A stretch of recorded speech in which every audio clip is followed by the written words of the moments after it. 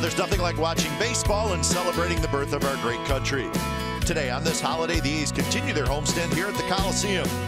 For most of these young players, this will be their first of many years spending the 4th of July on a major league field.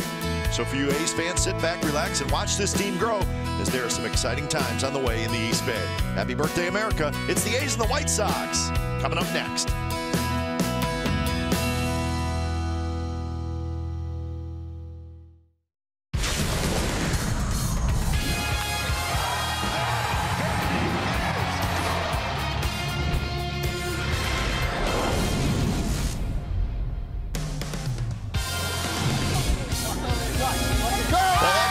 Ready to roll. That means it's holiday baseball from the Coliseum. Game 2 of the series, and the A's will send the young right-hander Daniel Gossett to the mound. He's going to try to beat the White Sox for the second time this year. It's the A's and the White Sox coming up on NBC Sports California, powered by Xfinity.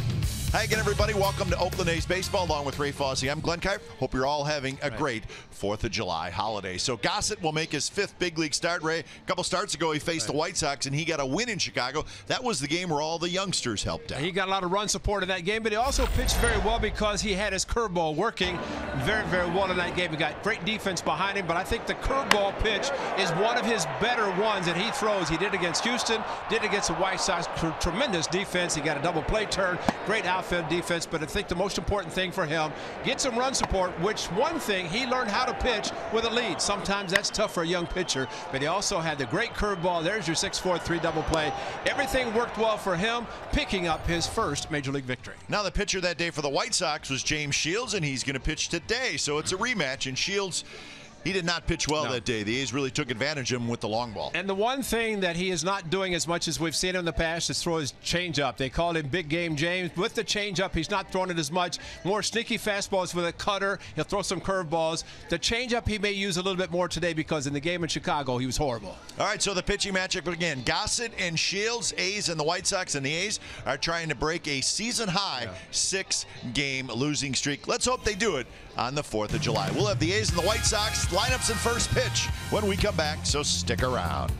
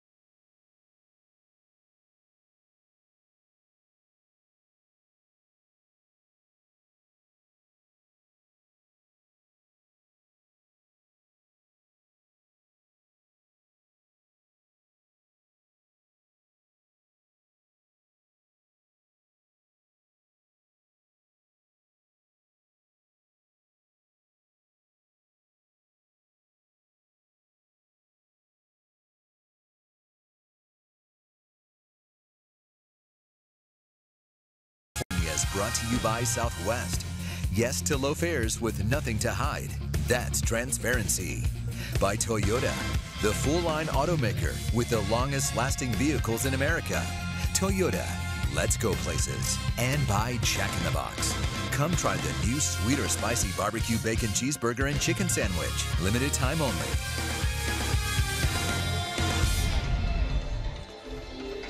So 4th of July baseball from the Coliseum. The A's trying to break a losing streak and get a winning streak going. See if they can do it today. They will have to do it against the Chicago White Sox. Game time weather for today presented by the Santa Cruz Beach Boardwalk. Get to the beach. The admission-free boardwalk is open daily, 70 degrees. And it's a nice day. Nice and comfortable, not too hot. Not quite the crowd we had last night, no, Ray. Not quite. 40,000. Hope they're all having a nice barbecue at the pool or doing something today. I'm sure they are. Maybe they're tuning in. Yeah. Starting lineup for the White Sox today brought to you by Southwest Airlines. Here it is. Adam Engel is the center fielder. Melky Cabrera is in left. Jose Abreu is at first. Avisail Garcia is back in the lineup. He's the White Sox all-star, and he's in right field having a terrific season. Todd Frazier, big game last night. Matt Davidson's the DH, and then Sanchez, Anderson, and Omar Narvaez is the catcher.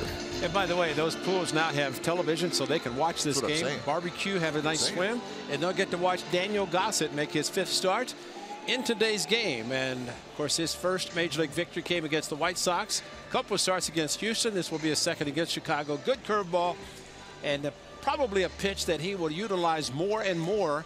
And why not? If it's thrown so well, a lot of guys can't hit it. Might as well keep throwing it. Here's the A's defense. Rajay Davis in left, Jacob Brugman in center, Matt Joyce is in right.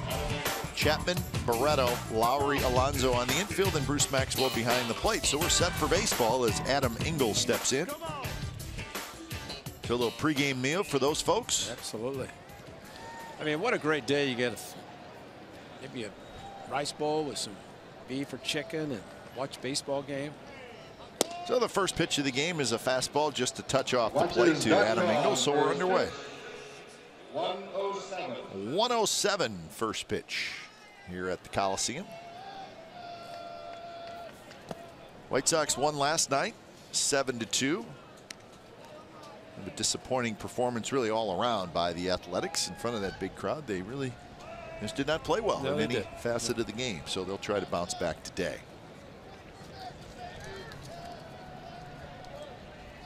2-0 pitch, just swing and a miss by Adam Engel. The umpires today. That's Sean Barber calling balls and strikes. Lance Barrett is at first. Bill Welke, the crew chief, is at second. And Jim Reynolds, who was behind the plate last night, is over at third. Good curveball by Gossett to even up the count 2-2. As I mentioned, probably one of his better pitches, the curveball. That you can throw a curveball either first pitch. Bruce Maxwell once again in his stars and stripes, shin guards, and chest protector and mask, all perfect for America's birthday. Outside corner, strike 3 called. Engel thought it was outside.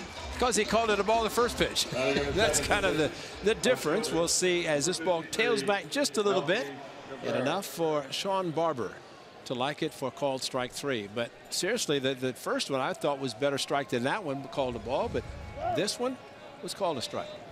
Pitch cast brought to you by Penn Fed Credit Union. So 1 away for Melky Cabrera. First pitch to Cabrera is a strike. Cabrera had a big night last night. He was 3 for 6 with 2 singles, a double, an RBI, and a run scored. So he has his batting average up to 289. And surprisingly today, took a pitch, took a strike. Very aggressive hitter, as we have seen already. This is the 5th game between the two teams. Tomorrow is the series and season finale, regular season.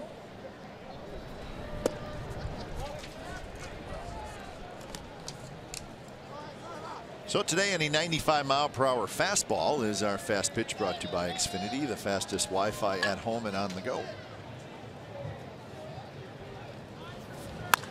Cabrera lines one toward right. Joyce in and over, and he makes the catch.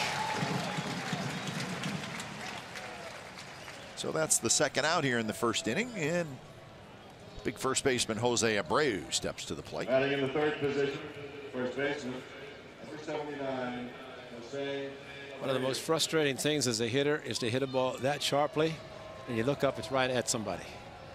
Because you know that 10 feet either way from the outfielder, it's going to be in the gap for extra bases, but you head back to dugout. So positioning was perfectly against Cabrera and Matt Joyce in right field.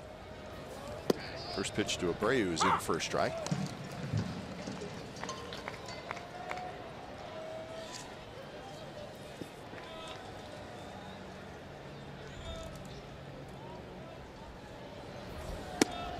A little bit inside. Abreu was 1 for 5 last night.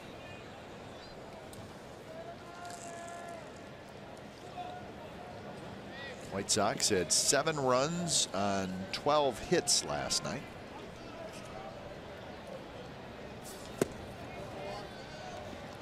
They had 6 doubles. So that was really the story for them.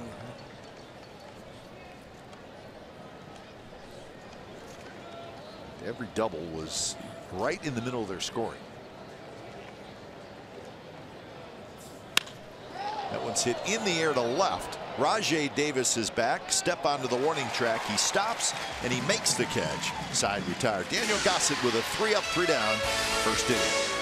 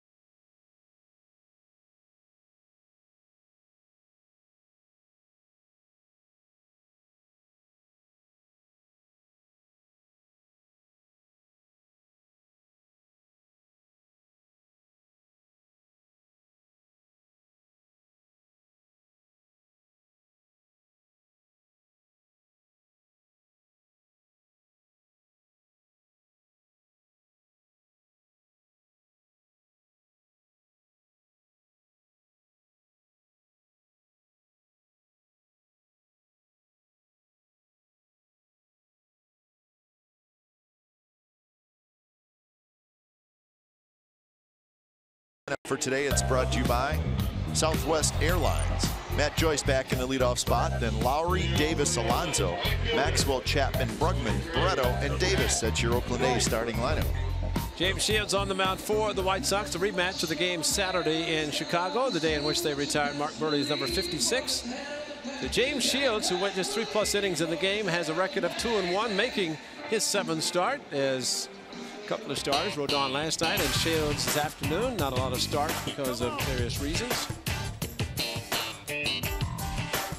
Cabrera, Engel, and Garcia in the outfield for the White Sox. Frazier, Anderson, Sanchez, Abreu on the infield. Omar Narvaez is your catcher. That's a game in Chicago. James Shields threw a lot of pitches, 85 in 3+ innings, but he had 7 3-2 counts. Guys were very selective that day. And ended up walking just 3, but a lot of 3-2 counts. Facing Matt Joyce. Joyce walked 3 times last night. He was 0 for 1. He hit down in the order last night with Rodon, the left-hander, on the mound. He hit 8th. But today back up into that leadoff spot. Rajay Davis hit leadoff last night. This one's skied towards shallow right field.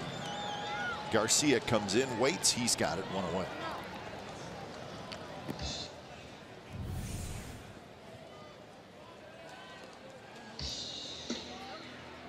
Batting second. Playing second. He could be in a band as a baton twirler. You just don't want to step on the bat. That's what you don't want. You know what that really is, a hitter very frustrated. He gets a 2-0 fastball, and he hit the ball up in the air instead of driving it. But, you know, Bob Melvin just did something that's pretty consistent, and you have to give the man a lot of credit, because you having a bat like that, he pats them on the back when they come back in the dugout, and you know, that's very encouraging for a hitter to have your skipper, because you're trying so hard, and especially strikeouts, as we've talked about earlier. And Shields in the game in Chicago and 3+ had 5 strikeouts. Want to know to Lowry. Lowry had 278, 9 homers, 28 RBIs. He was 1 for 4 last night. Had a base hit and struck out a couple of times. Hayes had just 5 hits last night, 2 runs and 5 hits.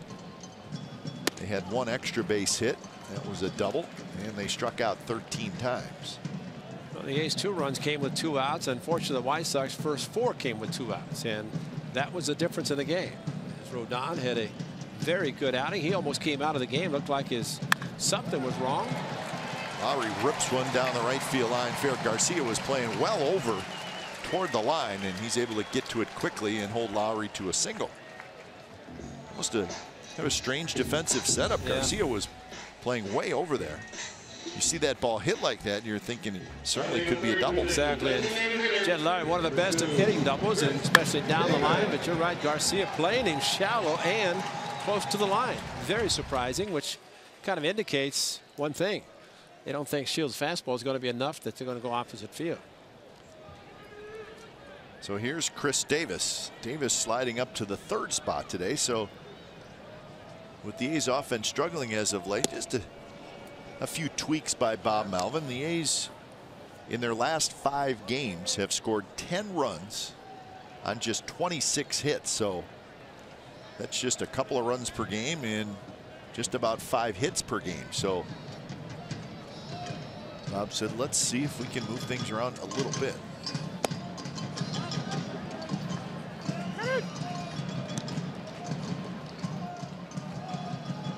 So they said Chris Davis won around on this pitch. See, Barry was at, or Barber was at first base last night. He didn't call that same strike. Red, white, and blue, America's birthday mask for Mr. Barber. Maybe he looks at those socks and said, I can be a barber too. Yep. A Barber pose sock. August the 19th, that was it. Formerly known as Comiskey Park. How about this shot from Chris Davis? The A's winning 9-0 against big game James Shields. Hit the Xfinity sign in left field. It's home run number 31, a 3-run shot for Chris Davis. Big James gave up 3 in that game. Of course, we know what he did the last time he faced the A's at Coliseum at Chicago.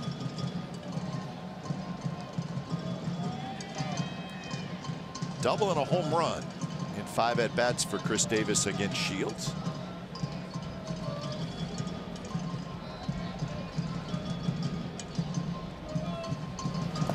Down and away. Now James Shields, get a closer look at his glove hand. A lot of guys will have a finger guard where they'll put their index finger inside kind of a shield so it's not protruding. He has his finger outside of his mitt, his glove, which sometimes you can see where the finger is, that sometimes that finger will do different things to tip pitches. And you don't think it's anything, but maybe just the way he grips the glove, lifts his finger up, whatever. And that's why so many of them use that little guard to stick the finger in so they don't do anything differently. Chris Davis strikes out. Let's check out the pitch usage.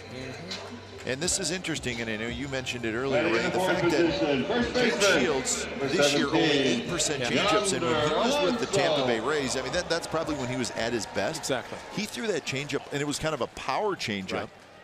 And he threw it seemed like, you know, I'm totally guessing, maybe 20–25% of the time. Yeah, exactly. As a matter of fact, everybody knew him as a changeup artist, and even when he pitched for the Royals in 14 and the A's lost that unfortunate game, he started it, and changeup was hit by Brandon Moss.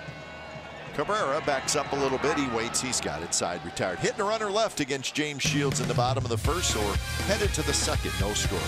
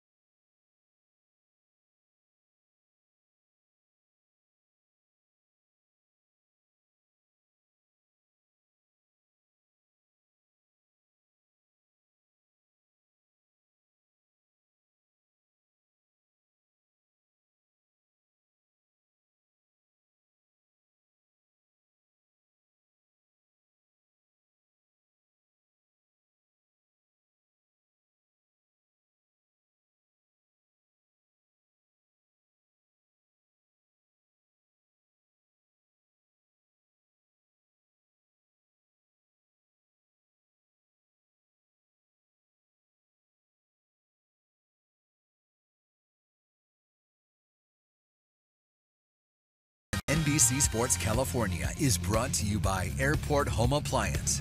Don't miss the 4th of July sale going on now at Airport Home Appliance and Mattress. Hey, there's beautiful Jack London Square. Right. Kind of mellow today.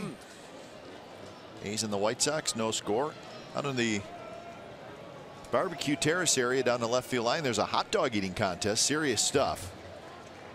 And we're going to look forward to seeing who wins that thing. Angela's going to head on out there and she's going to check it out. And there's no reason why Angela couldn't join in the hot dog eating contest a little bit as well. All I know is while that guy's holding that dog, Joey Chestnut would have eaten about 15.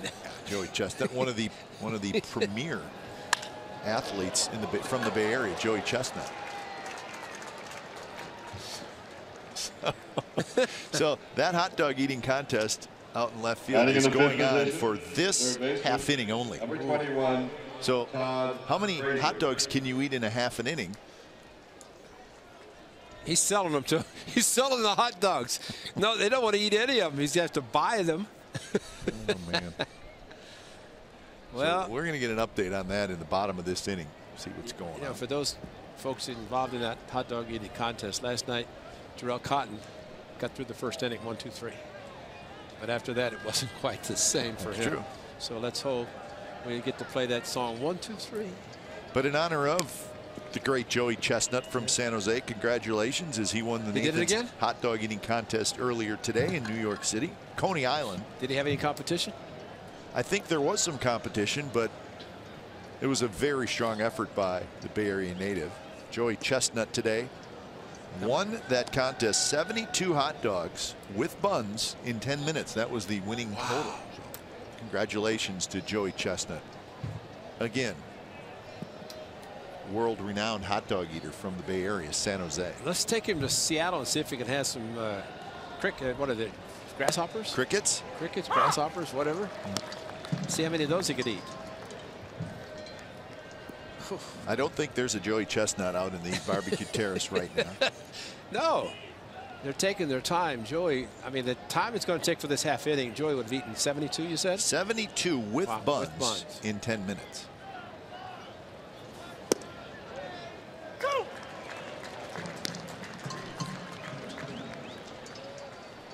So for those of you that are barbecuing at home, think about that. Yeah. Matter of fact, if you're barbecuing at home, come see us with some of your leftovers. I think we'd have some takers in this booth. 1-2 to Todd Frazier. Garcia, the runner at first after his base hit. The White Sox glad to get Avisail Garcia back in the lineup, the all-star. He's at first base now. Another Garcia in the lineup last night at right field, but not quite this guy, although he had a pretty good night last night. Yeah. Willie Garcia. Couple of doubles, couple of walks for Willie Garcia.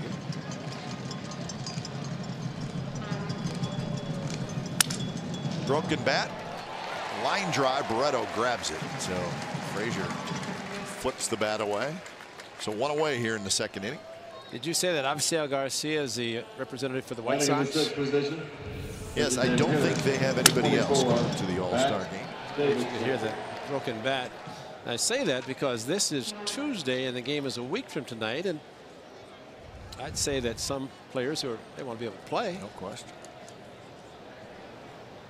Exmo brought to you by Cache Creek Casino Resort as Matt Davison steps up. Garcia, a little bit of a sore knee. That's why he had missed the last 5 games, but he's in there today. Davidson had a big rip at the first pitch he sees from Gossett, fouls it back. Davidson last night was 1 for 4. He had an RBI double.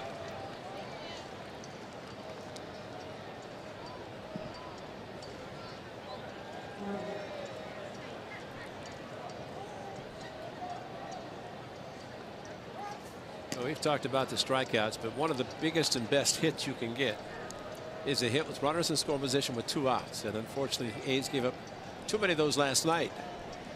And credit the White Sox hitters being able to come up with those hits, which made a difference in the game.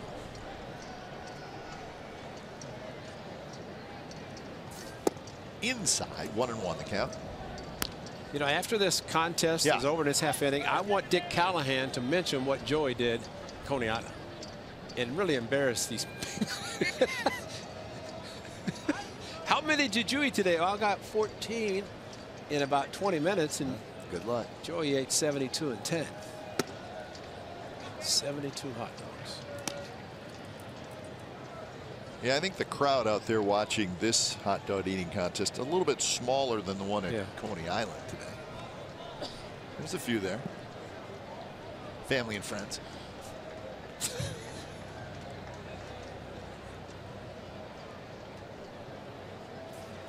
2-1 pitch, foul right back to the screen. You know, you know how you enter a contest and you hope you're selected. I wonder if any of those people actually were happy to be selected today. That's where you hope you're not selected. So wait a minute. You want me to eat what? Eat all those hot dogs fast?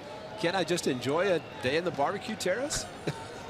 Do I have to just come out pig out?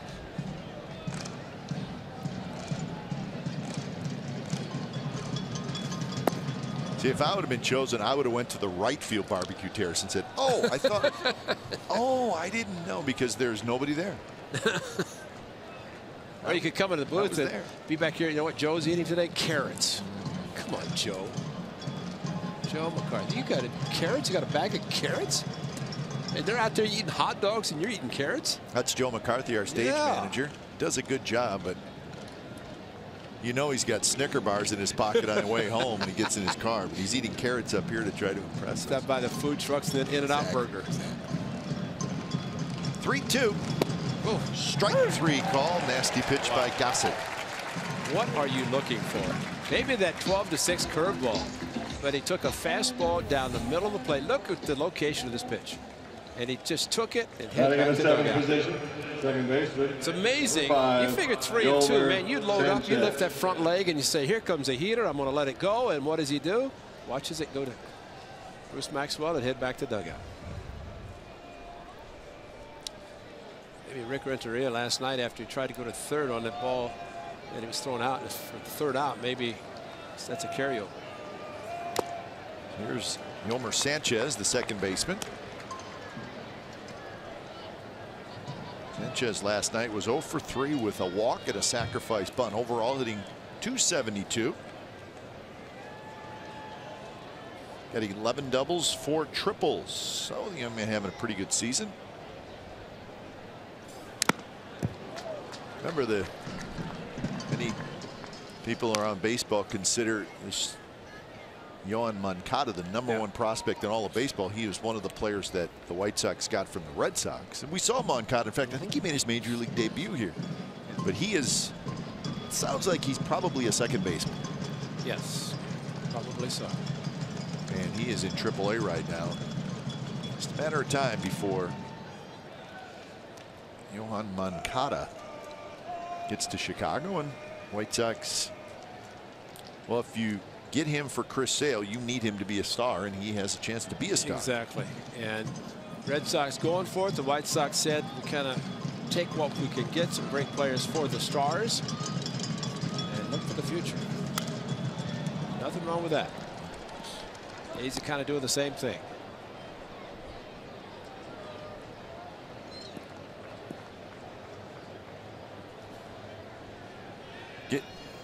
Getting some initial reports that it's a pretty close race out there. They're 8 minutes into the contest, which will run through the end of this half inning. I want to hear the numbers. Keep fouling them off. Oh, yeah.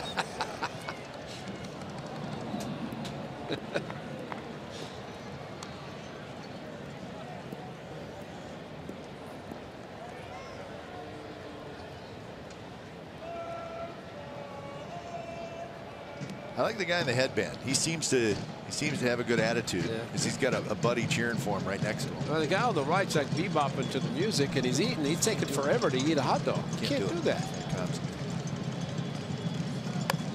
This one squibbed toward third. Chapman has it. There's the great arm, and they just get the speedy Sanchez side retired. So leadoff single by Garcia, nothing else. When we come back, we're going to find out who the heck won this thing. I like the guy on the right. Look at him, double fisting.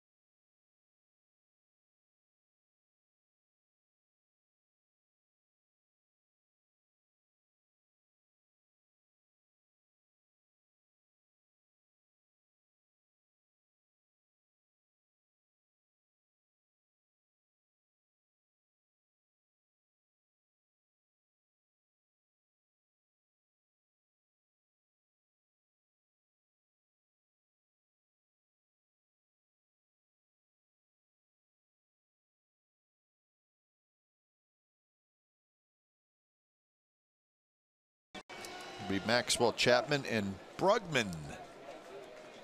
So the youngsters coming up against James Shields here in the second. Outside corner, a strike to Maxwell, hitting .306. He's got 3 RBIs, 15 hits in 49 at bats for Maxwell. A couple of doubles.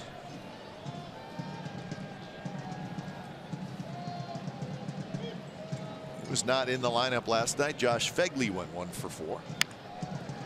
Slowly hit. Frazier scoops it up, flips it across, and that's the first out here in the bottom of the second inning. So Maxwell head back to the dugout, and that'll bring up Matt Chapman. Batting in the 6th position, third baseman, number 26, Matt Chapman. Well, Matt Chapman last night had some crucial at bats, didn't come through, but what he did defensively last night, already done in this game, pretty spectacular. Well, and I think the fact that, I mean, we've already seen it, how good he is defensively. He has struggled some offensively, but listen, he's only played in 5 games, so you really can't make any read on him. But even if he does struggle, it is possible that because his defense is so good, it could keep him in the big leagues a little bit longer. I agree. This one is hit in the air toward left center, but hanging up, kind of off the end of the bat, and that's out number 2. And we got to find out who won this thing. Let's check in with Angela down the left field line. Well, guys, I am here with the winner, Ryan from Castro Valley. Ryan, congratulations on winning that. That was 9 hot dogs in 12 minutes, 12 seconds. How did you do that? You know, a lot of practice, a lot of crunches this morning, a lot of cardio, and the will to win. So how do you prep for something like this? Do you watch reruns of the Coney Island one? Yep, and then this morning took notes.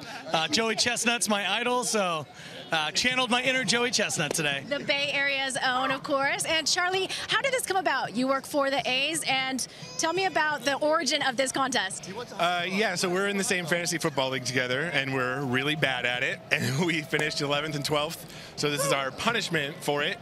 And my bosses here heard about it and really wanted to embarrass me in front of about 20,000 people. So that is how it happened. Awesome. Well, back to you guys in the studio. And hey, Glenn and Ray, I have some more hot dogs just for you guys. Lots more. Well, you can bring those up, Angela. He only ate 9. He had 9. He's bragging about 9 when Joey, tell him Joey ate 72 and he's bragging about 9. So what do you think about Joey having 72 in 10 minutes? Impressive. I mean, he's had what, like 10 titles in the last few years, last 11 years, something like that. So he is the top of the mountain for sure. It's a lot. That is a lot of hot dogs. All right, thank you and congrats, guys. I'll bring these up to you. All right, perfect. Thanks, Angela. So no score as we head to the 3rd inning at the Coliseum.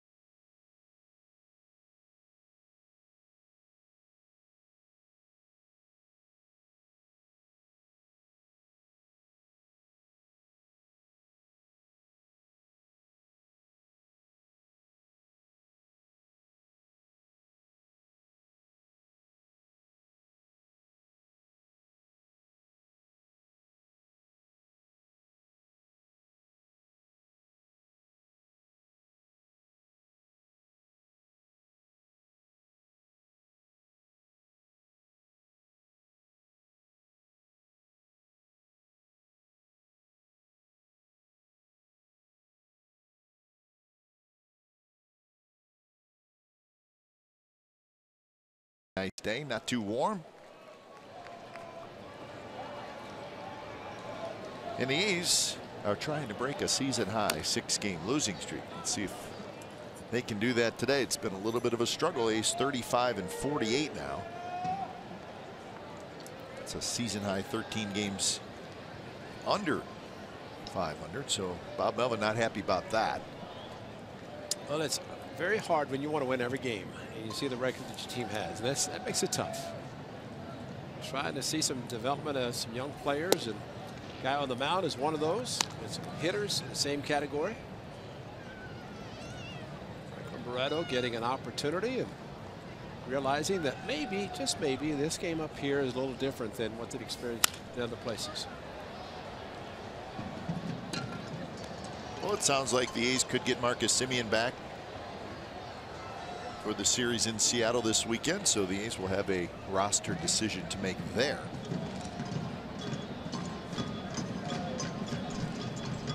One and two to Tim Anderson. That one grounded up the middle. Backhanded by Lowry. His long throw to first. Got him. What a play by Jed Lowry. A tremendous play. Great range by Jed Lowry. And I know there's some scouts looking at Jed Lowry. Ask about range. Well, health will create a lot. And this is a healthy Jed Lowry going after a ball to his right. Very strong throw across his body. That's all he had to do is catch, throw, and just continue on to left field. Accuracy was tremendous. Good stretch by Alonso. And the A's take a base hit away from the speedy Anderson. Kid can get down the line quickly. Great play by Jed to get him out. And he did that a few times this Saturday in Chicago, pointing to the players after they make great defensive plays. Here's the catcher, Omar Narvaez, hitting .244. He's a switch hitter. He's a switch hitter, but he does not have an at-bat right-handed. So we don't even know if he's a good right-handed hitter because he doesn't have a batting average. He doesn't even have an at-bat. That's because Smith is the other catcher. He bats right-handed. Saw him last night. So normally, if you're a switch hitter, it gets an advantage. A good thing. But for Narvaez, he's like, well, I might as well just hit left-handed. Well, that's a good point that you made, because Jed Lowry was talking about he had not seen a lot of lefties to bat right-handed as a switch hitter. He finally did, hit a home run. Said it even during spring training. Jed having a very good season. And that play he just made defensively, something I'm sure there are a lot of scouts in the stands today making note of. This one popped up down past the A's dugout. And I'm not saying anything out of school. Everybody knows this time of the year, getting early July, teams that are going to be buyers or sellers. You could see scouts throughout. See scouts a lot in July and in September if you're in the postseason and they're doing advanced scouting. Good pitch there. And that's strikeout number 3 for Daniel Gossett. But one of his signature pitches, and that is a good curveball down, maybe even out of the strike zone, but looked good for the hitter who only hits left-handed. And a swing and a miss on a good curveball from Gossett. He can throw it first pitch for a strike and also finish off the hitter.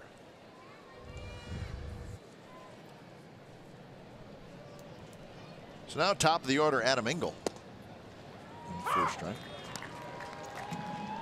How about this? Strikeout percentage by pitch type. That's interesting. So 38% of his strikeouts come on the curveball, 30 on the slider. Well, you think about a pitcher who can throw a strike for first pitch, and if he can do that, he's going to be ahead. And Daniel Gossett, and I know we've said before, I've talked about Bob Welsh, and Bob Welsh could do that, but Gossett, I mean, that's special because more hitters than not, if they swing at a first pitch curveball, they're going to pop it up. If they take it, it's going to be a strike, and they're already in the hole regardless. But wouldn't you think, Ray, when you look at that graphic, if the fastball had the highest percentage, I would think that would be really hard to do. Because if you get swings and misses and strikeouts on a fastball, you got to be like a Max Scherzer. Exactly. I mean, even Clayton Kershaw, when you watch him, I would guess that majority of his strikeouts come on non-fastball. Yeah. Good cutter. Of course, that big overhand curve. Sure. Up the middle. Barreto charges. Quick throw to first, and it pulls Alonso off the bag. Engel is very fast. He may have beat it anyway. Yeah, I think he was going to. You're right. And especially if a guy getting jammed, as Engel was with a fastball inside from Gossett. And when a hitter's jam the ball slowly, and see what Barreto's playing at shortstop, how far he has to come to get the ball. And even though he caught it and transferred it very quickly, it was a play that, even if it's a good throw, not have pulled Alonso off, but I think it's going to be safe regardless. Alonso, good job to make sure with 2 outs the runner did not get the extra base. Hard for Maxwell, the catcher, to back up and get there quickly enough to prevent, on an overthrow, the runner going to second. So give Engel a base hit. He's now been on base 5 times in the first 2 games of this series. Cap, you know, I was thinking about when Davidson struck out on the 3-2 fastball. Maybe he saw those percentages as well. And maybe he was looking curveball or slider and got a fastball, center cut, and he took it. Well, if we have those numbers. Oh, that's they right. have. but really, to the point of there's too much information. If you're going to think about a pitcher throwing a 3-2 curveball and he throws you a fastball and you walk back to dugout. Right field hit pretty well. Joyce looking up, and that one is gone. Melky Cabrera, home run number 10, and the White Sox take a 2-0 lead.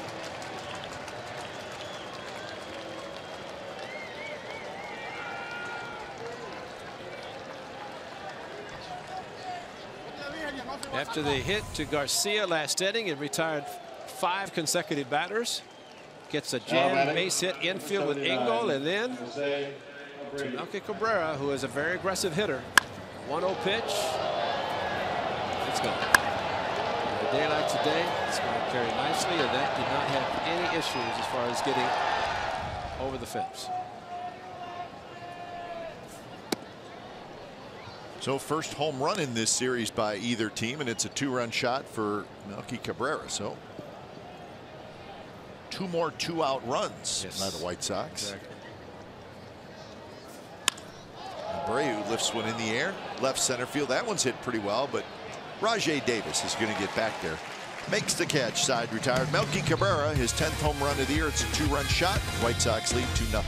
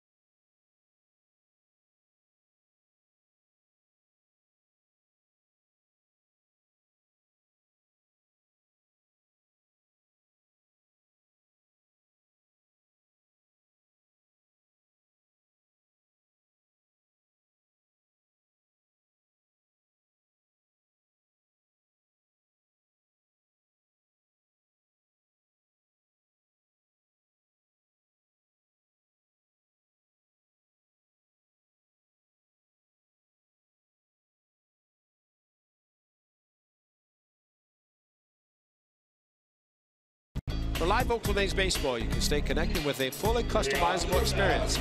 Get A's home screen icons and app features, as well as game day, live game video highlights, radio broadcast, statcast news, and more. Download MLB.com and back today.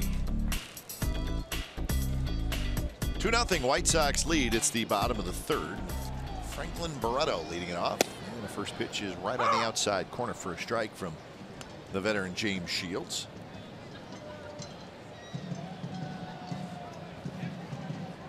Barreto 6 for 34.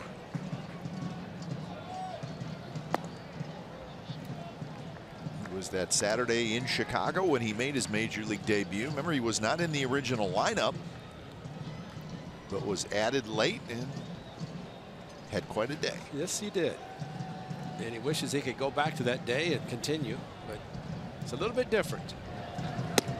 Swing and a miss, 1-2. Barreto has 34 at bats in the big leagues. He's got the 1 home run. He's walked 4 times. He's got 16 strikeouts. Cutter up, swung through it.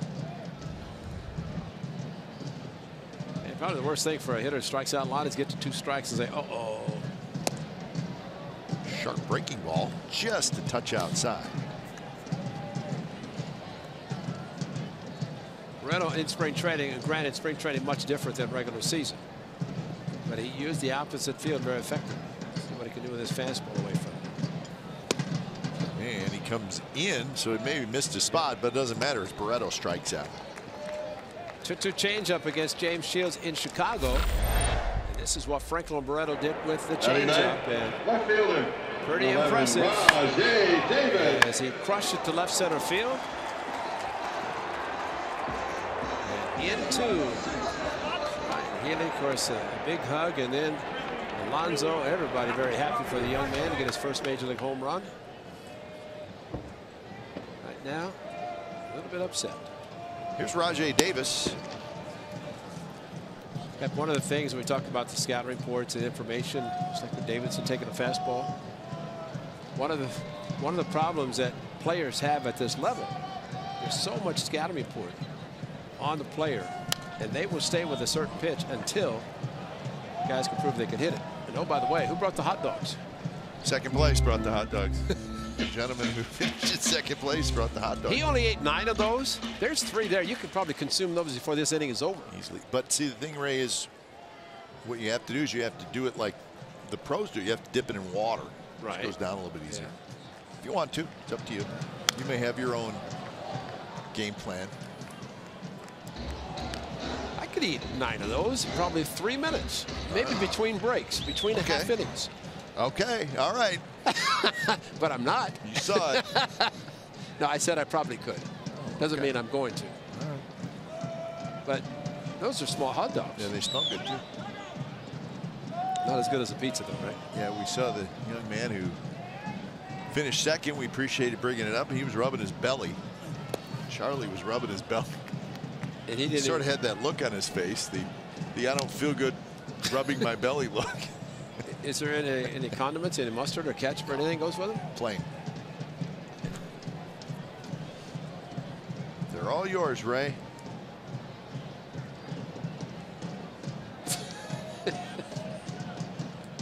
Two and 2 to Rajai Davis. Lays off that one down and away. So a full count.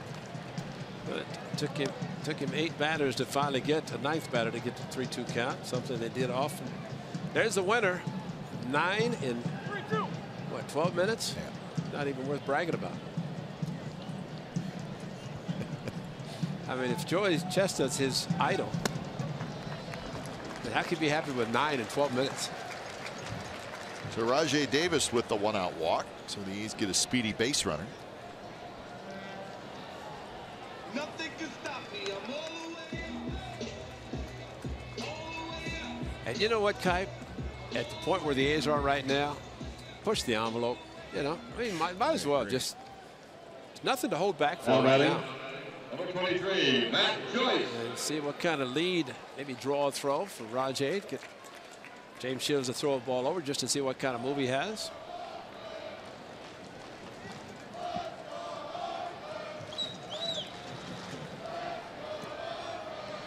First pitch to Joyce, a little bit low. So remember we were talking about the pitch that Gossett gets, what percentage of strikeouts come on which pitches. So BI, our terrific stat man, we talked about Kershaw. He said the highest strikeout percentage of all the pitches for Clayton Kershaw is the breaking ball, 39%. that just the curve or the cutter that he throws, or just breaking ball in I general? don't think it's the cutter, is it? Just the curveball. It is Kershaw's cutter. It's almost an out pitch for him, Exactly, where he gets jams guys, gets weak ground ball, weak contact. Or they're looking fastball. They see it as a fastball, and then it cuts on them. Swinging a lot of bad pitches. That's one thing I've noticed when I've watched him. Hitters, they either get fooled with a fastball down the middle because he throws curveball and changeups and cutters so well. I don't believe you can ever look for a curveball and hit it. Some guys could do it, sit soft and get a breaking pitch, but this one's hit in the air to center and hit well. Engel all the way back, turn it around, and that baby is gone. Straightaway center field for Matt Joyce, his 11th of the year.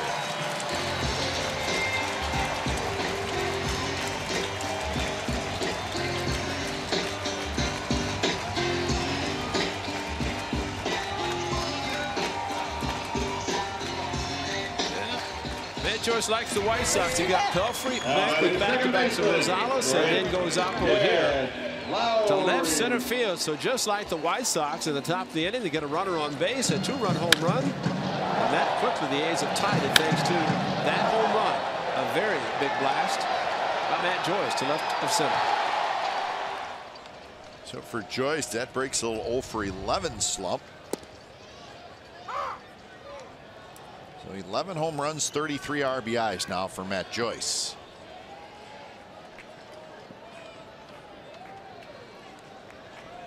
Maybe not walking as much as he did last night helped him today. 3 walks, as you mentioned earlier, that very patient drawn walks last night, and gets a pitch today that he likes, and it's gone. So in 34 innings now, James Shields has given up 8 home runs, and that's a lot. It's been his issue. It's really been a thing for him his whole career.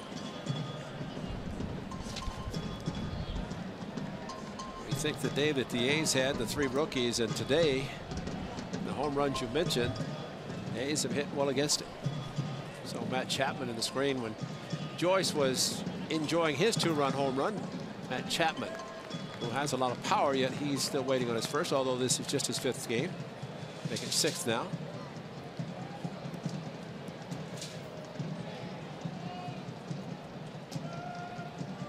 Lowry had a base hit in the first.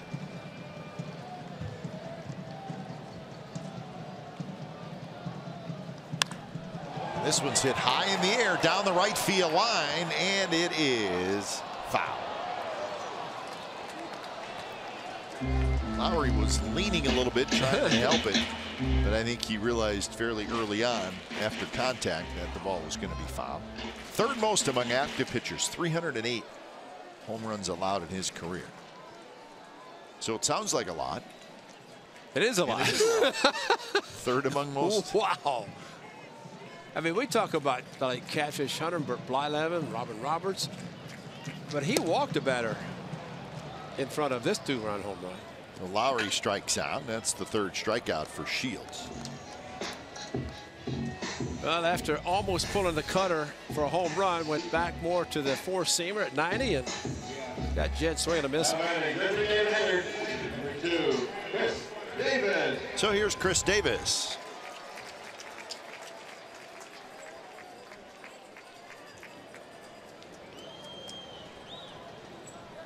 Chris Davis struck out swinging in the 1st inning.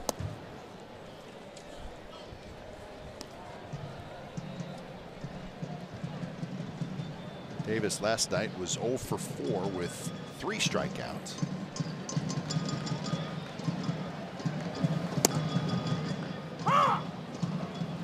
Shields missed the target, but yet pitch was right on the outside corner.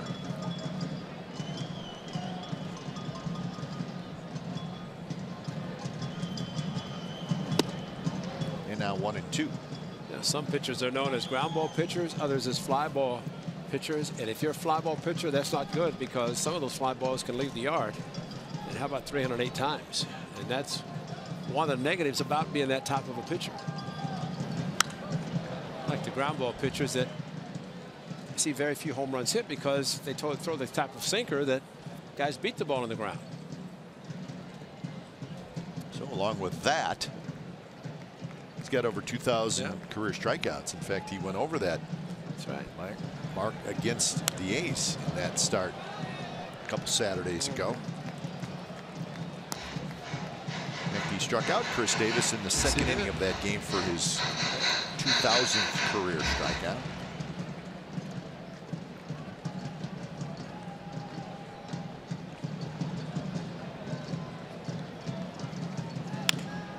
This one's hit left side, backhanded by Sanchez with the shift on, and a nice play by Yolmer Sanchez. A's tie it up thanks to Matt Joyce, who goes El Centro for his 11th home run of the year.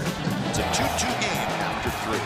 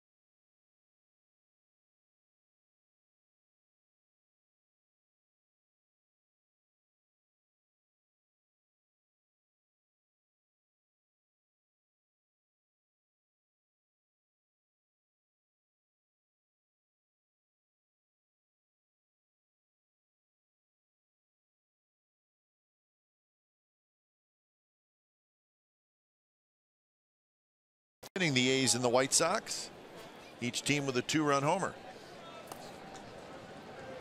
Oh, there they are, the greatest A's fans in all of Bay Area.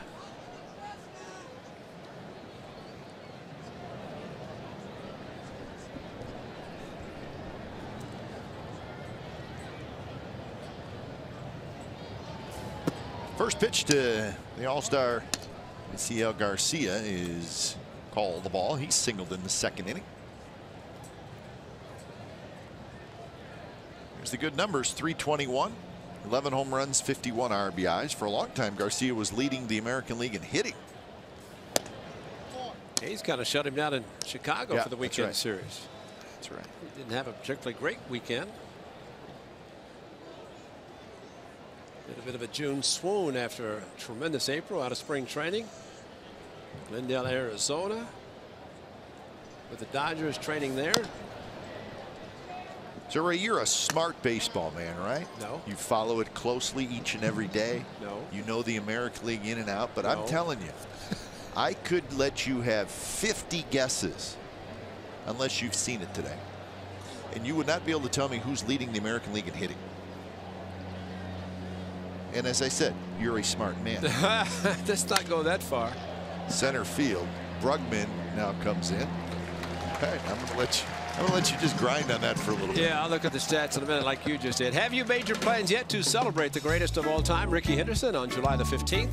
A's will honor Ricky in a memorable pregame ceremony. 20,000 Ricky Henderson Oakland jerseys will be driven by Chevrolet, will be given away. Don't miss out on this special night versus the Indians. Tickets start at $15. Be part of history at athletics.com/GOAT. That's GOAT for the greatest of all times. Athletics.com/GOAT. One out for Frazier. Frazier fouls him back. So I'm not going to make you sit here and think, no, do all. Good, because I'm not. Ben Gamel from the Seattle Mariners. Wow. I believe if I guessed 50 times, I wouldn't have gotten to that. Now he's tied with Aaron Judge. They're hitting .330. But Judge hit a home run today. They exited 118 miles per hour. Number 28. Yeah. So we saw Ben Gamel, left-handed hitter. Is he the one that has a lot of hair? Yeah. He's one of them. Did not realize that he was hitting .330. We'll see Ben Gamel. Yeah. Coming up this weekend in Seattle. So the rest of the leaderboard for batting average in the American League. Gamel and Judge at .330. Altuve, Ramirez. Ramirez is the starting third baseman in the All-Star game. And Corey Dickerson, who's the starting DH. I'll take my chances on that guy named Jose Altuve being at the top of the season's over. I'd say good call. The biggest little man in baseball will probably be top of everybody. Because he can do so many things. I mean, Judge is impressive to be in his rookie season. And wouldn't it be great to have a Rookie of the Year, MVP, Triple Crown winner in one player, and Aaron Judge? He's thinking about it. Judge leads the league in home runs, RBI, and as we said, tied in hitting, batting average. So right now, he is the Triple Crown guy. I'll tell you what, the Aaron down in the A's bullpen just made it. I mean, he's bouncing around. Did he? Got a little bounce in his step, man, working with Wash. And he's fielding balls and so proud, taking them over, handing them to somebody, say, take this souvenir that I did from Wash. More action for Brugman. Now he's got to get back, and Brugman, warning track, makes the catch. Frazier kind of one-handed that one. Shows you how strong he is. Well, it's home run derby winner. Cincinnati, of course, his home team. It's a nice lid. Good look there with the Stars and Stripes cap plus whatever that is on her. What are those stars on her head? Was that what it would be? What's that? I don't know what was on her head. The lady next to the guy with the Stars and Stripes cap. Have to figure out some of the looks that people are bringing out today on America's birthday.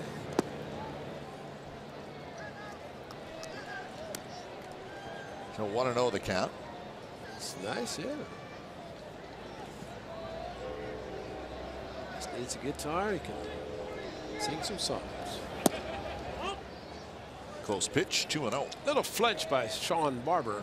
That pitch was thrown. Looked like you might want to call a strike. Bruce Maxwell said, why didn't you continue? It was a strike. 2-0 pitch. That one snaps in there for a strike to Davidson. 2-1. Davidson struck out looking in the second. One of 3 strikeouts for Daniel Gossett.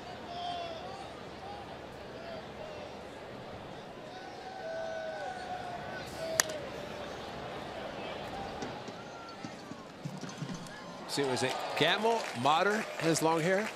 Motter's got the real long hair. Ben Gamel's left-handed hitter. Yeah.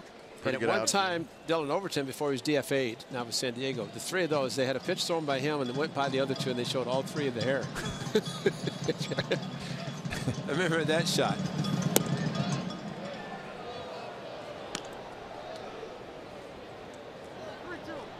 So full count to Matt Davidson. Maxwell does a good job of catching the ball, not jerking it, and kind of gliding the ball towards the strike zone, but Sean Barber didn't like it. Popped up.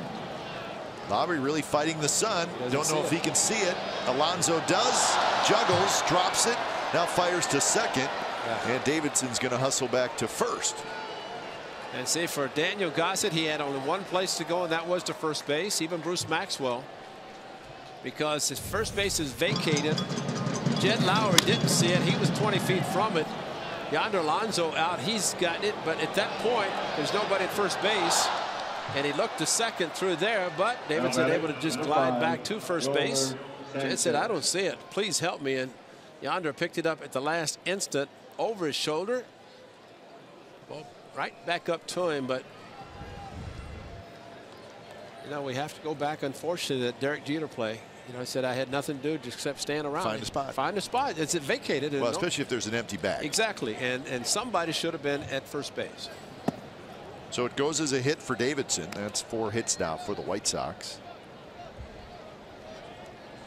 So this is Yolmer Sanchez, who grounded out in the second inning.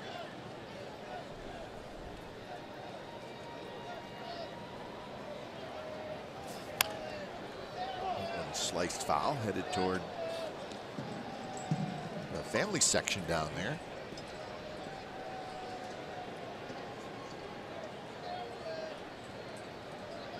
.66 pitches so far for Daniel Gossett, with 2 outs here in the 4th inning.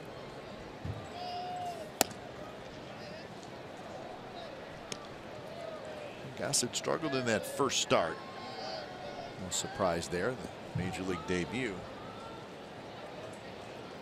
But he's done a pretty good job since then. A little bit of a tough start in his last one in Houston. 5 runs in 5 innings. And that one's going to be rolled into right field for a base hit. And Davidson to second, he stops there. So a 2-out rally for the White Sox.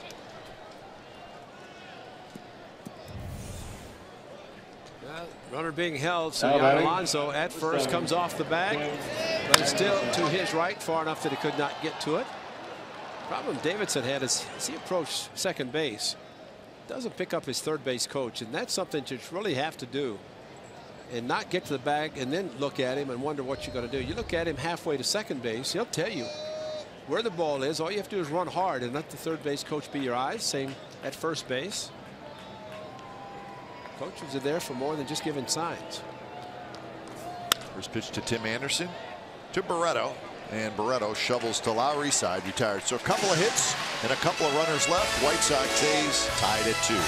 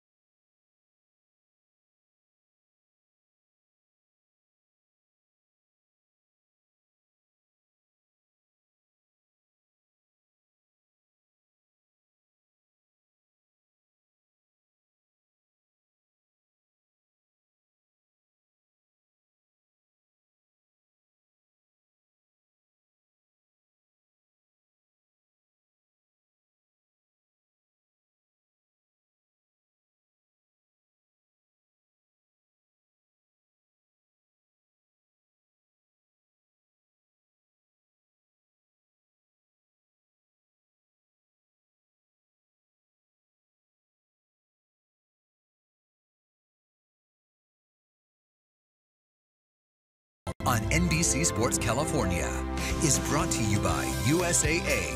Insurance, banking, and investments tailored for the military community. So it's a 2-2 game on the 4th of July. We hope you're having a great 4th of July holiday.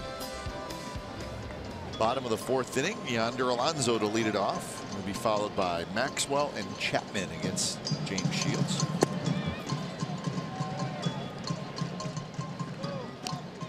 Shields with a walk, 3 strikeouts. The walk cost him. It was Davis, Rajay Davis, last inning, and it came right before the Matt Joyce home run.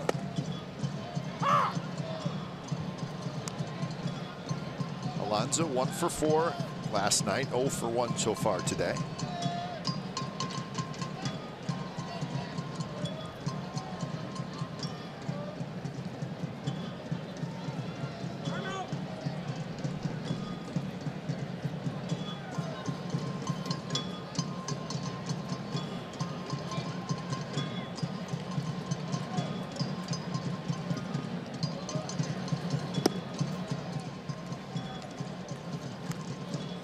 So So 2-1 to Yonder Alonso. Full shift on. Frazier playing a shallow shortstop spot.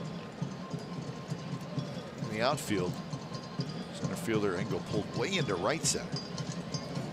I think all of them just gravitating towards the sound in right field. I think so. All the drums and the beat. It's kind of that same monotonous beat.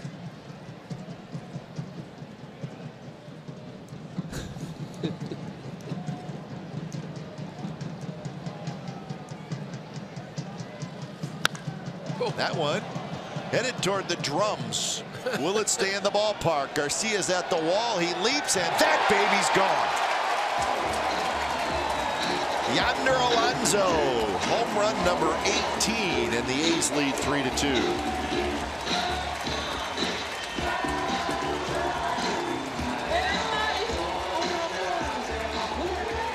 Well, you throw him a 3-1 heater on a day like today. Get it airborne. Montgomery of the Yankees, his last one, fastball inside location. So 309 now given up by James Shield. Garcia back, up, and over. Just not high enough. He's robbed a few home runs of players in right field at Chicago. Not this one. Made a good effort. But I like your call towards the drums. Maybe they just everything gravitating that direction. Exactly. It was perfect. So Yonder, the All-Star representative for the Athletics, in his week leading up to the Midsummer Classic. It's a big home run, giving him 18. That's great. It's been a little bit of a drought for him over a couple of weeks, but today, took care of that. That's his second home run in the last 28 games. 1-2 now to Bruce Maxwell, who grounded out to third in the second inning. Got a cued one off the end of his bat.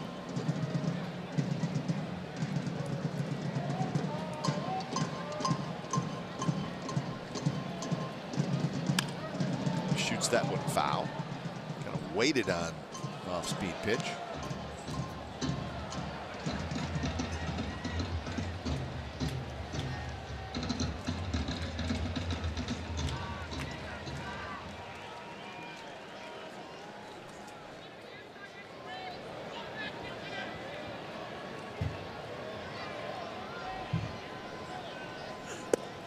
Outside corner, strike 3 call. So that's the 4th strikeout for Shields, and it's time to check in with Angela.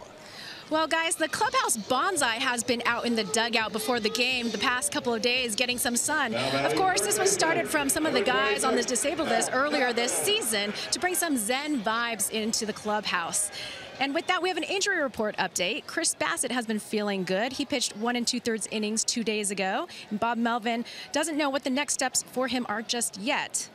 Marcus Semien, who is coming back from wrist injury, currently is on a rehab assignment and on track to be back Thursday for the road trip in Seattle. And Ryan Dull says he's getting better. He says his goal is to be back by the end of July, and he has another bullpen session scheduled for tomorrow. And Kendall Graveman, with a strained right shoulder, says that he will be throwing an extended bullpen session in Arizona on Thursday. He threw 30 pitches 2 days ago, and if all goes well Thursday, well, he could be facing hitters the next time out. Guys, back up to you. All right, thanks, Angela. I want to see the bonsai. It's a plant. Good vibe. Yep, gives you a good vibe. Plant? We should have that up here in the booth, actually. There's no sun up here. It's all right. There's a lot of sunny personalities up here. I know that. Starting with you, Ray Fosse. PI's top of the list, man. You want your day brightened up, you spend a little time with my partner, Ray Fosse. And I mean that, because he brightens up my day every day.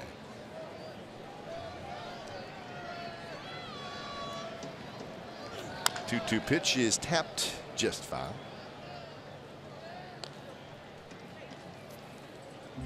See, most people think, Ray, that your nickname is the Marion Mule, which it is, but up here it's Sunshine.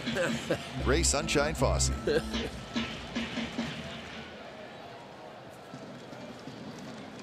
Marion Mule hasn't been around a long time. You had to bring it out, huh? Marion Mule. Chapman again Bounces it foul. Count remains 2-2. So the A's have taken the lead here. And the home run by Yonder Alonso. So a solo home run by Alonso. A 2-run homer by Matt Joyce.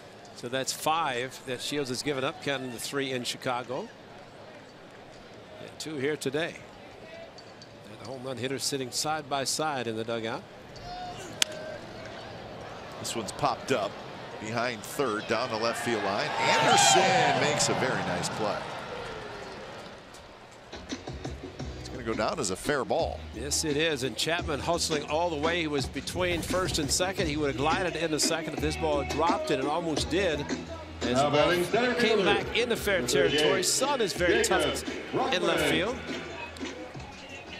Frazier said, I don't want anything to do with it. It's all yours. And he got it. So 2 away, and here's Jacob Brugman, who grounded out in the second inning.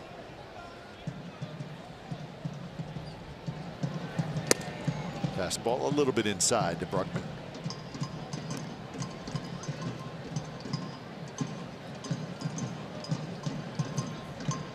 Brugman came in the game last night as a pinch hitter. He pinch hit for Rajai Davis in the 7th inning. He ended up getting a couple of at-bats, grounded out a couple of times.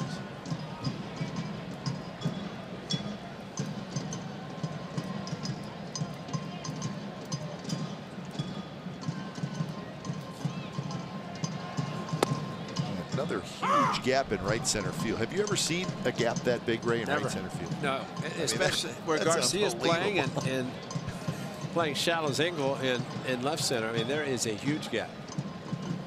Well, it was like that for Maxwell as well.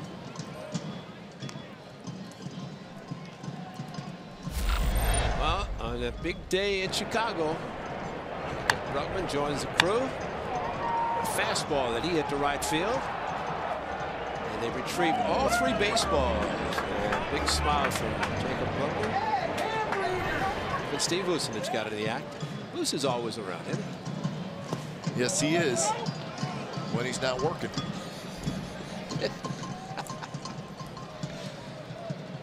Brugman hit the fastball for a home run. They tried to get him with a curveball this time and started and said, nope, no swing, said Joe Reynolds.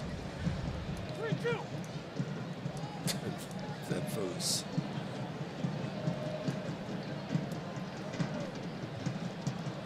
Shields kicks and deals the 3-2 pitch. Brugman heads to first on the walk. He's like, I'm out of here. Backdoor cut fastball. Well, it's the cutter that got Bruce Maxwell. The cutter that probably should have gotten Brugman. He says, yeah, you're right. I give him the bat, and I'm going. Just get out of I'm either going to center field or to first base. And I'm going to go to first.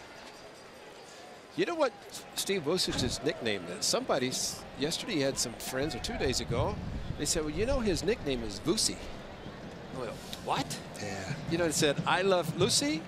And instead it said, I love Vucy. Well, we love Vucy, but I can't call him that. That No. doesn't sound right. I mean, his nickname is Vuce. So Yeah, that's a good one. What is did you know Vuce's nickname is? No, his nickname is Vuce. That's right. It's been Vuce for 50 Did years. you know what Steve Vucinich's nickname is? Maybe I should have said it that way. But it's these people who would gather outside the clubhouse and talking to Vucy. Just doesn't sound right. It does not sound right. He's not a Vucy. No, just Vuce. Just plain old Vuce. You know what Vuce's nickname is. That's funny. That is good. Long run for Garcia in right field. He's not going to get it. It bangs off the wall. Here comes Brugman. The ball rolls back toward the infield. Brugman's going to score. And Barreto to third with a triple. 4-2, the A's lead. There's that opposite field power, Ray, that you were talking about. Absolutely. The more he does that, the better he's going to be. And kind of just like you're saying, that gap between right field and center field, and you looked up and nobody was going to get to it, not even come close to it. There's the pitch down and away, and that's what he did the last 2 springs. That was so impressive. And yes, it's spring training, but look at the gap. It split the gap perfectly. And off the wall, both of them went for it. Neither one could get to it in the outfield. And so it should be a true triple. He didn't say, because the throw, I mean, the overthrow in itself, Brugman was going to score easily. But the throw came back towards the plate. And Barreto did not slow down. Jerry, I think if Garcia is able to catch this right here and turn around and throw to the cutoff man, there's going to be a play at the plate. Absolutely. Absolutely. But once it went over his head, and then Bregman was going to score no problem. Remember over the weekend when Olsen was thrown out at second, the ball played off the left field wall. Santana played it off the wall and threw to second. He backed up. This case where Garcia went to the wall too close, and the same for Engel, the center fielder. They both got too close to the wall. Neither one could catch the carom off the wall. And a big hit by. That one is drilled towards center. Engel now gets back there, makes the catch. Side retired. A's get a couple of runs to take a 4-2 lead. First one coming on Yonder Alonso's 18th home run of the year. So 5th inning coming up. A's 4, White Sox 2.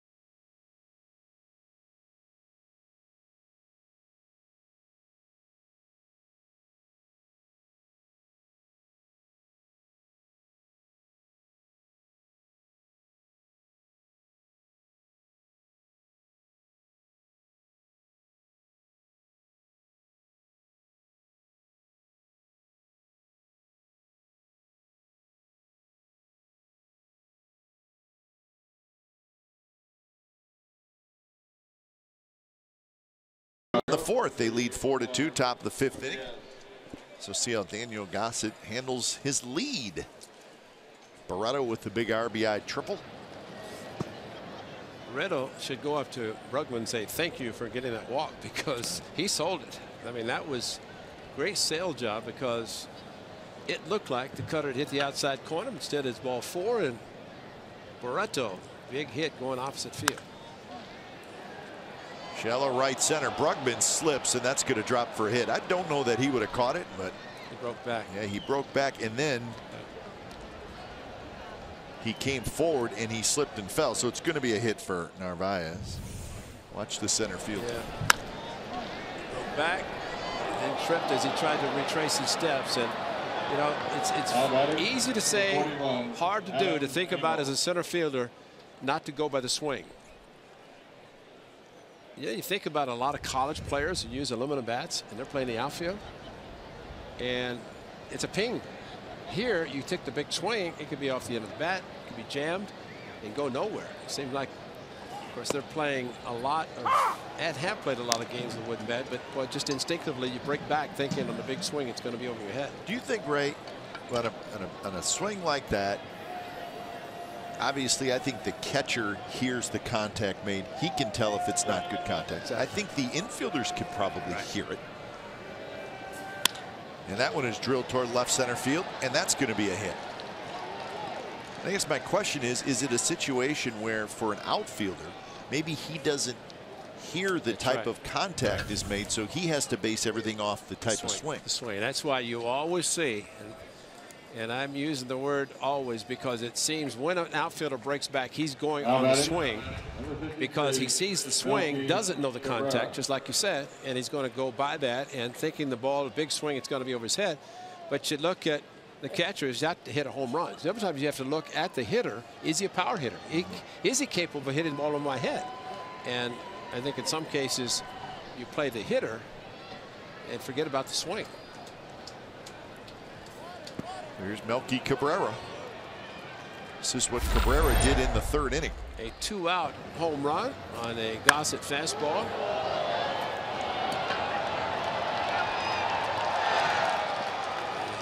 Melky Cabrera took him deep, but the A's came right back with a 2-run home run.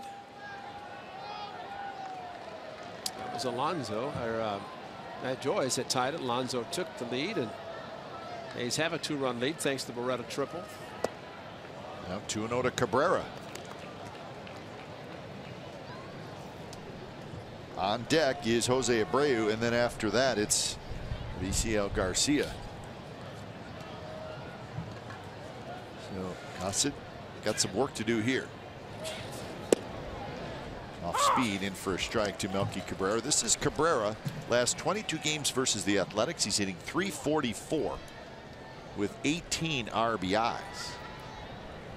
This is his 3rd year in Chicago. Of course, before that, he had some good seasons in Toronto. Bounces this one to Gossett. Gossett spins, throws the second for 1, back to first. Not in time. Throw a little wide. Barreto ends up on his backside.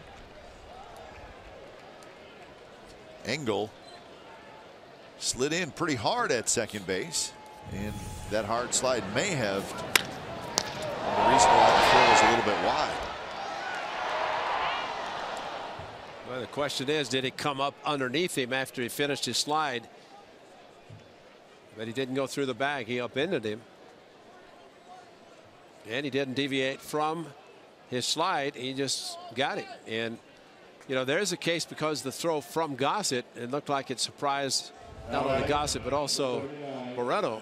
Try to get out of the way. I mean, the runner has to go directly into the bag, and so there's no reason to stay on the bag. Yeah, I mean, there was really nothing wrong with that slide. No. I mean, if he goes through, he's got to be a double play. But the way he did, and actually, watch Barreto stay right on the bag. When he stays on the bag, he's open territory. I mean, that's how you get hurt. That's how you get hurt, seriously. And I tell you, Alonso did a good job coming off the bag because that's a run plus a runner in scoring position. So here's Abreu, and Abreu rips one to left. That's trouble, and it is gone. A 3-run shot for Jose Abreu. White Sox lead 5-4.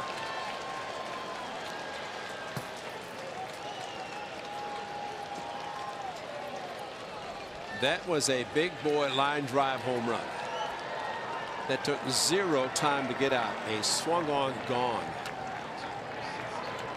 Wow.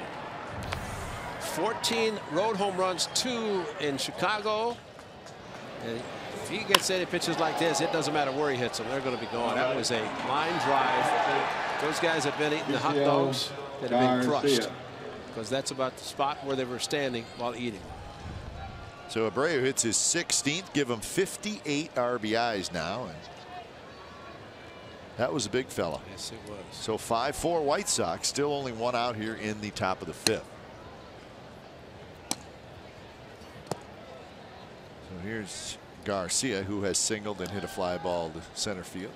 Career numbers for Abreu against all the teams in the West, and he has hurt the A's the most. 8 home runs and 21 RBIs.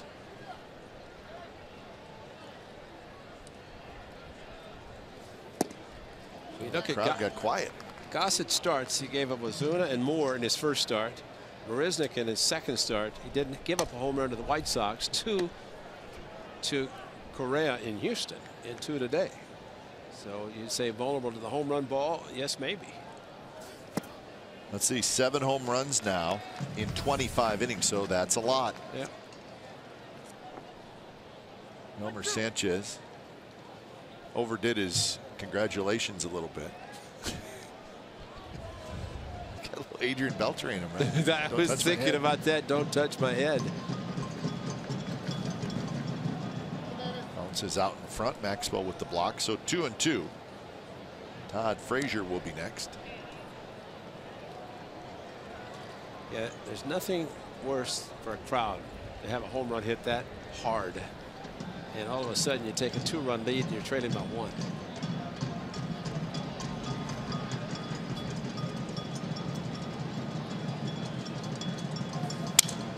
Broken back to Gossett, who reaches down and grabs it on to first, and that's the second out.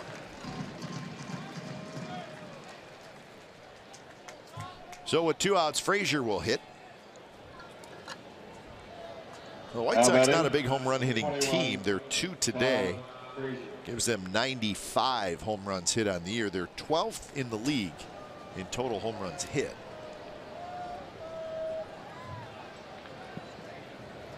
It's really Davidson, Frazier, Abreu are their 3 leading home run hitters.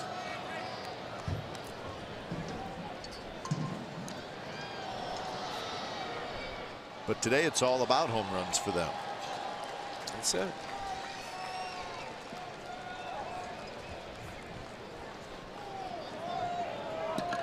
Pitch number 85 coming up for Daniel Gossett.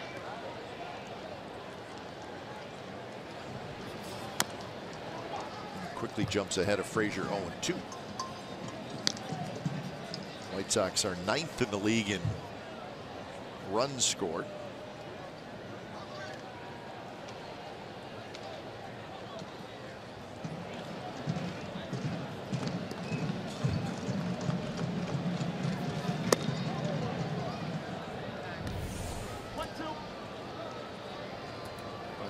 This. How about that? What a nice guy. That's a nice young man right there. Of course, he's got another one in his glove. Fine, That's though. okay. You know, he's not greedy. He just says, I have one already. I'll give them away. And some people get 2 or 3 in a game and they hold on to them. put them in their backpacks and show off to everybody. So look what I got, 3. I like to spread them around a little bit. Make sure everybody goes home happy. Should get that young man's name so we can really tell the world about how great he was. We like that young man right there. That's right. So if you know him and he's here with his mom and dad, call his mom and dad and tell them that we think he's awesome. That's right. Chapman has it. We like watching the arm. That's fun. But the inning not fun. Jose Abreu, a 3-run homer. So the White Sox lead 5-4.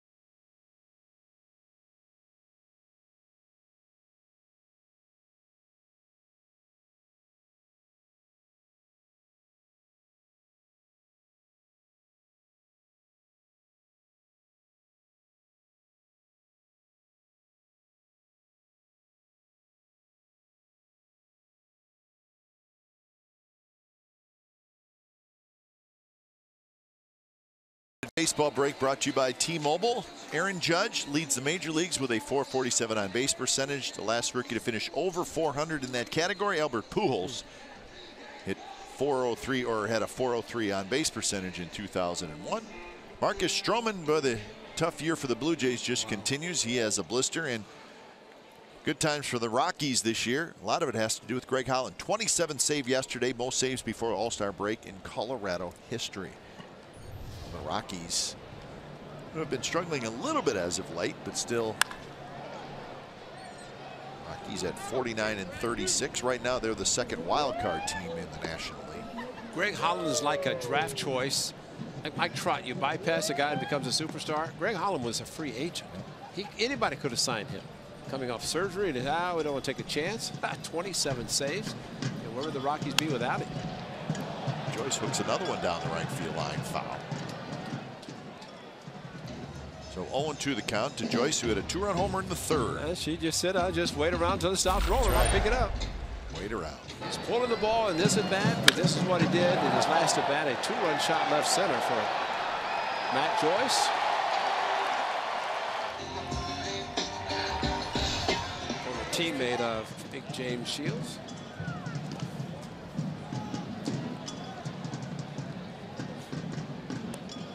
So Dan Jennings, who pitched last night, gets up.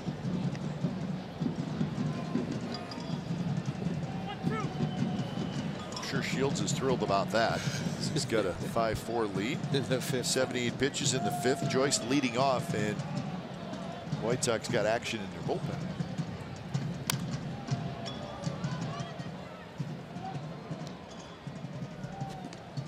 Now with Alonso and Maxwell back to back, fourth and fifth in the A's lineup, maybe that's what Rick Renteria is looking ahead to.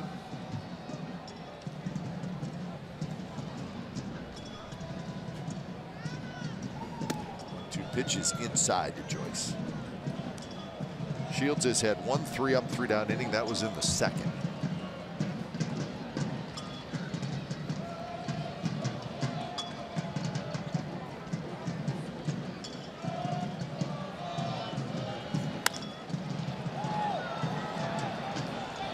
Engel is right there, and he grabs it.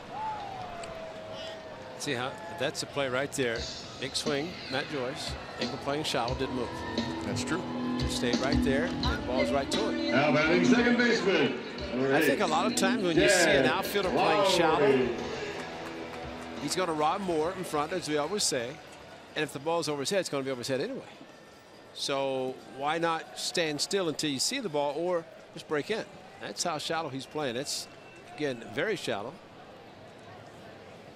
Yeah, and the difference to where he plays as to Jacob Brugman is significant. Brugman plays a very deep center field. Engel plays a pretty shallow center field. And Brugman's going to get better as time goes, because he's going to be able to read the hitters, know the hitters, and know who has the power, who doesn't. Some guys can make outstanding plays defensively because they're already playing deep. And that way they don't have to go back very far to get to the ball when it's to the wall. Garcia is playing about as close to the line as you'll see a right fielder.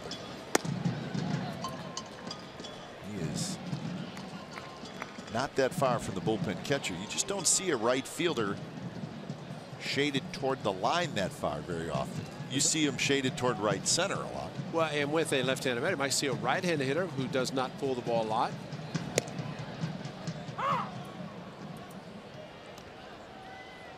They swung at 3-0 in the first at bat, not this time. Maybe try to figure out why he didn't get a double in the first at bat when he hit a ball down the corner, when Garcia got to it quickly. This one high in the air.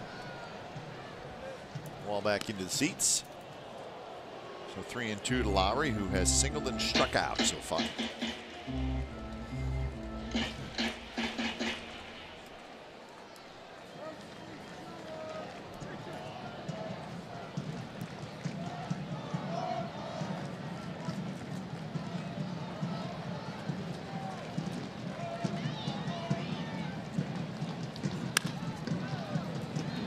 Backhanded. Sanchez with a nice play. He throws to first for the second out. So Yolmer Sanchez pretty smooth around the bag, it looks like.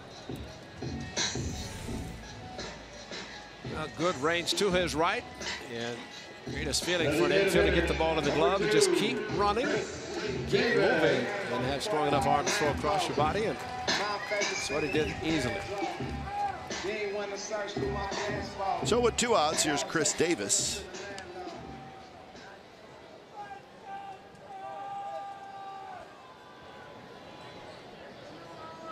Chris Davis looking for his first hit in this series.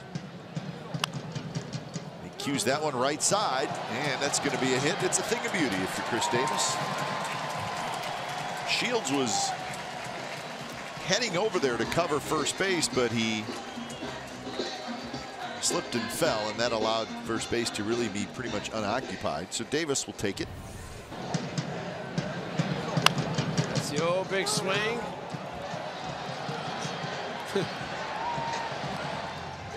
He slipped also on a slow curveball. It took off. And so Rick Renteria is coming out. This should be interesting. Oh my! There's 2 outs in the 5th inning. You need 5 innings to qualify for a win. And Yonder Alonso. And there's a lefty that's ready in the bullpen. I'm going to leave you in. Is that necessary?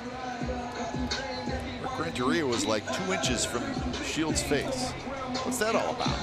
Come on. Shields had his glove in his face.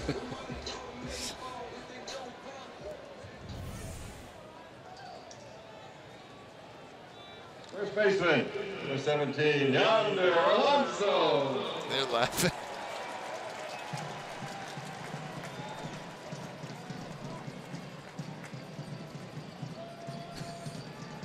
Shields is in his 12th year in the big leagues. I hope he gives up a 2-run home run. So here's Alonso. The first pitch is a strike.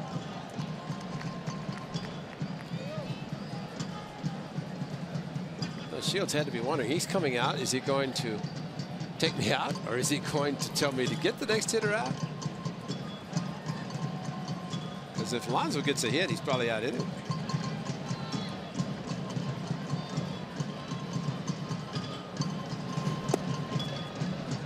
Alonso takes outside. Alonso homered in the 4th. 3-1 fastball inside corner. Location outside by the catcher, but not exactly where he wanted to throw it.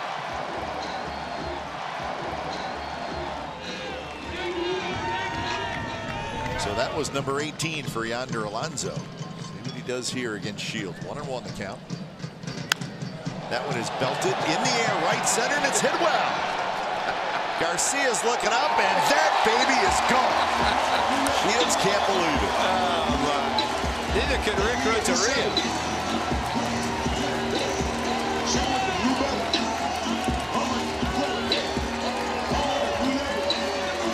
Renteria comes out of the dugout. 3rd time this year for Yonder. May 6th, July the 9th. Make it May 6th and May the 9th. 2 home runs in the game, and he does it again, and now what's going to happen? Hand the ball to him, and I gave you the chance.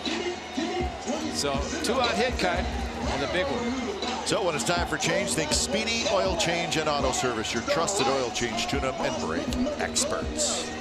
Doing so well. First class from a hotel.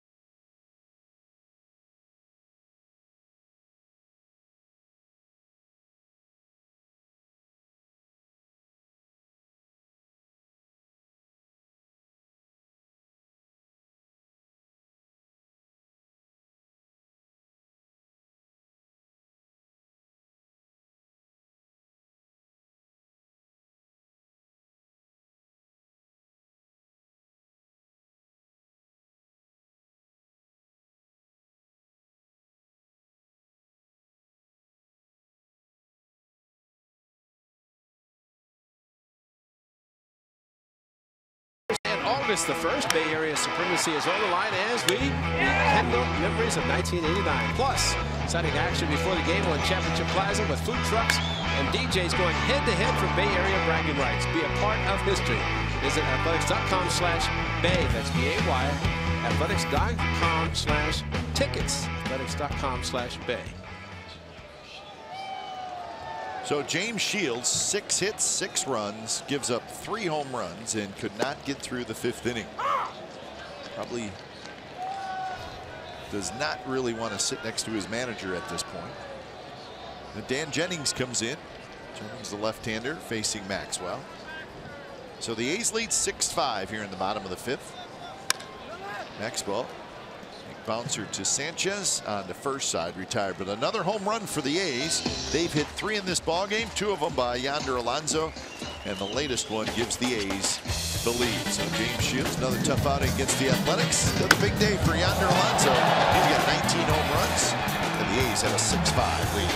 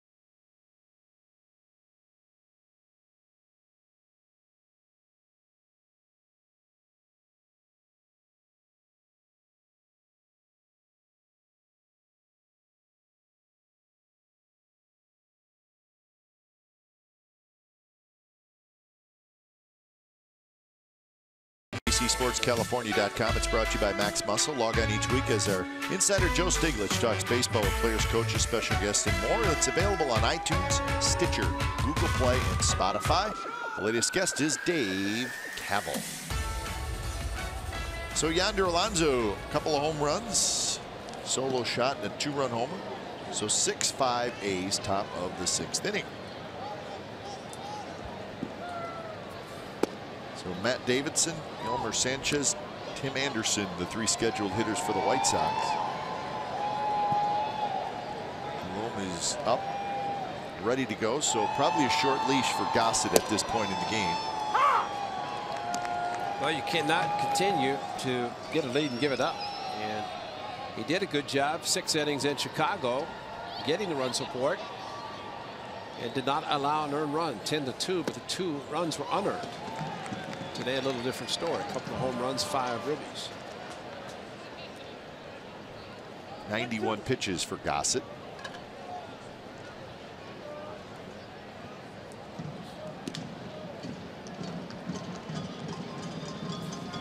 Two pitches, a breaking ball down and away.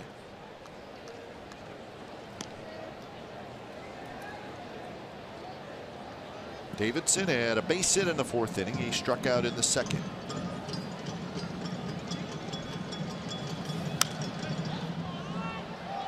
Pop up toward the bullpen. Joyce and Alonso, and nobody can get it. Yonder says hello to the White Sox relievers.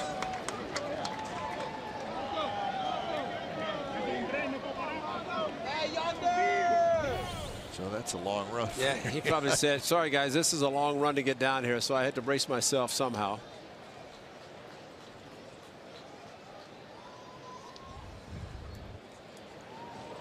So wind sprints are done for the day for Yonder Alonso. He likes that trotting thing better around the bases.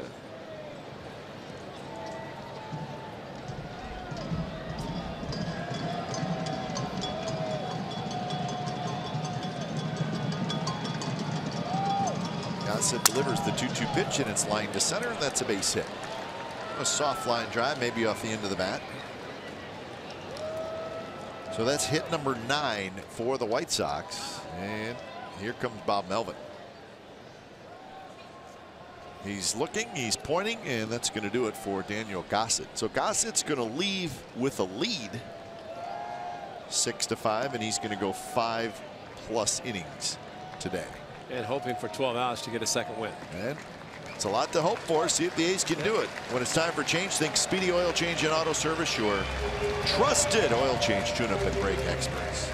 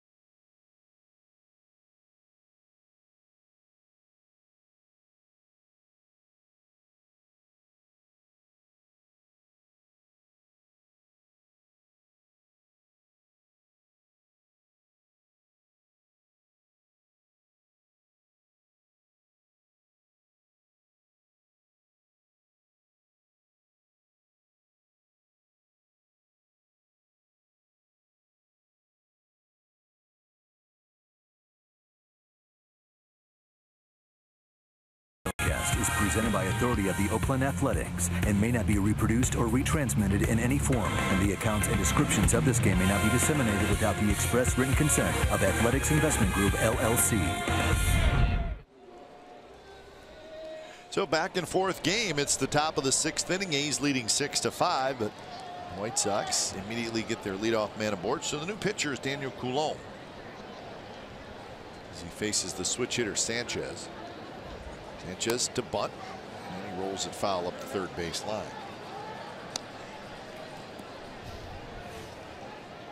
Coulombe last pitched on Sunday against the Braves. He's 1-1 with a 2.22 ERA. Gave up a run in that last outing against Atlanta. As he said, a nothing slider. It's thrown to Matt Kemp that he hit off the center field wall.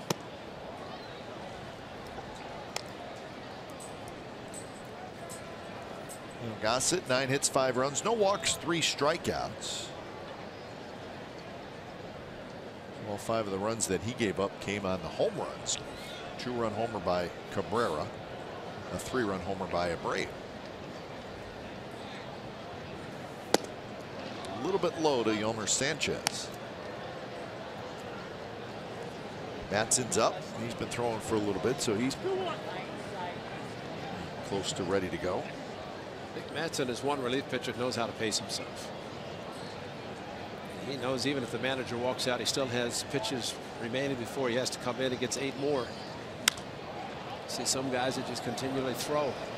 Yonder Alonso cannot quite get it. But also, Ray, doesn't it work where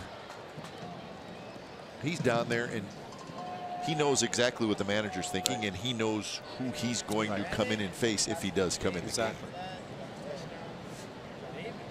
But as the old saying goes, there's only so many bullets in the arm. Do I want to just keep throwing them down there or just kind of wait? But you're right, and that's why.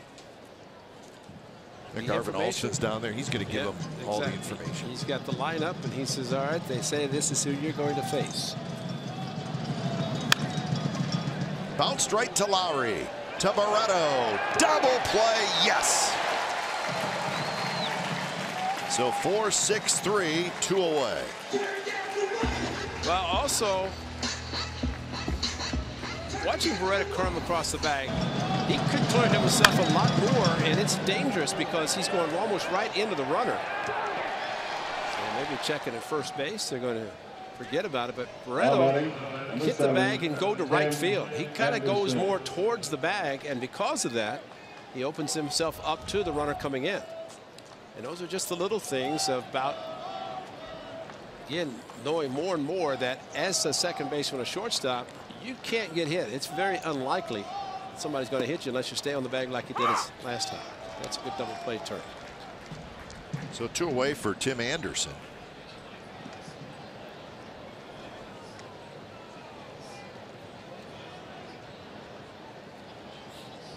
Tim Anderson is 0 for 2.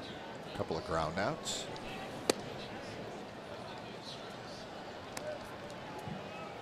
So that runner Davidson is erased. So Gossett, the line is official now. 5 runs in 5 innings.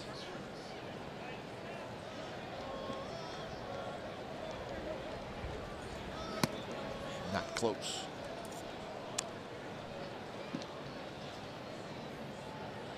I remember a game that Jesse Hahn pitched that the club got him 12 outs and got him a victory. Need to do it again today. That's why I start. If you can go 6 or 7 innings, it makes it so much better. And leave with a lead, figure that you have fewer outs to get by the bullpen. All it takes really is one swing of the bat, and you hope that doesn't happen unless your club can add on, which the A's will try to do in their own at bats.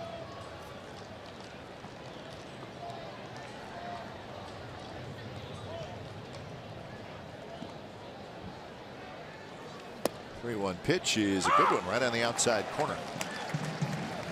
A backdoor cut fastball. So what James Shields thought he had struck out Brugman before the home run, or before the triple by Barreto, but that is an excellent pitch thrown by Coulomb. Swing and a miss. He struck him out. So Anderson strikes out. Big double play. Nice job by Daniel Coulomb. Bottom of the 6th coming up. 6-5 the A's lead.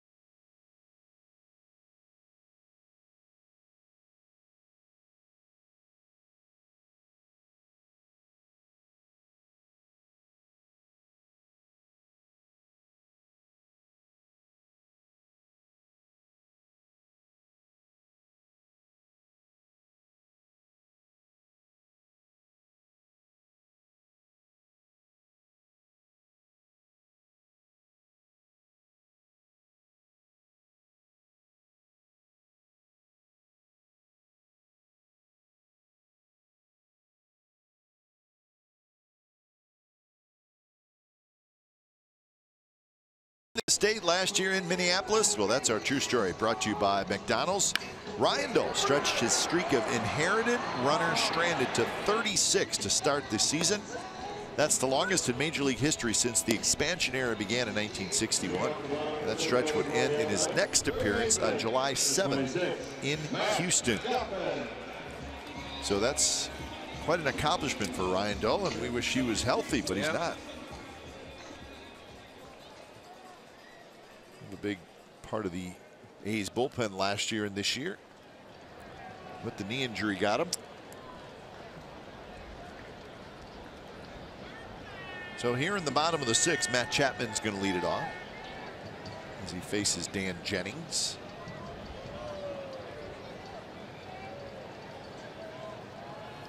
Jennings last night got the final 4 outs of the game.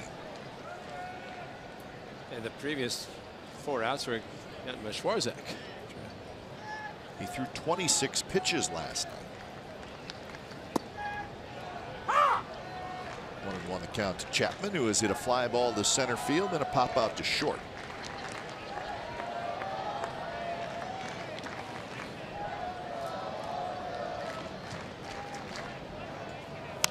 Chapman had a good rip that time, pops a foul back. Hitting's all about timing, and nice catch there by the young man with the A's cap, Coco jersey. He wrestled with it just for a little bit, but he hung in there, and he's heading home a happy man. Watch this.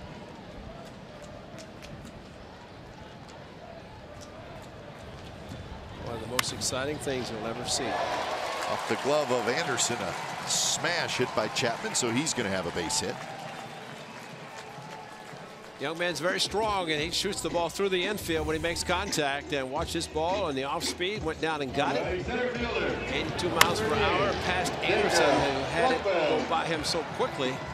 No chance to really get in front of it. Tried to go to the backside.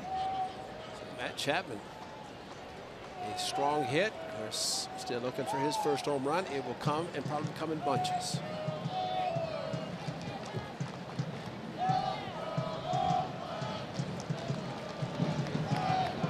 Action now in the bullpen. Chris Beck, number 54, starts to throw. Big right-hander. Brugman shows bunt, takes a strike. Brugman a ground out and a walk, scored a run. Scored on Barreto's triple.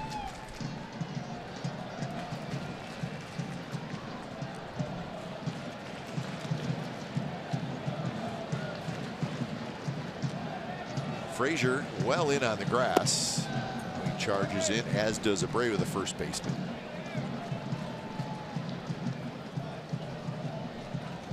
Twins beat the Angels today 5-4. Gibson over Ramirez. Albert Pujols a home run, but wasn't enough. Pujols hit his 12th of the year. He now has 603 career home runs.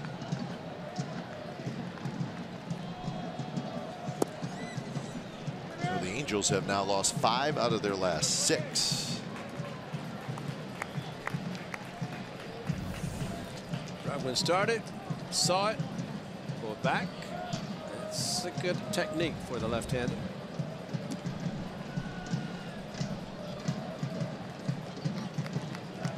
Chapman pretty good speed at first.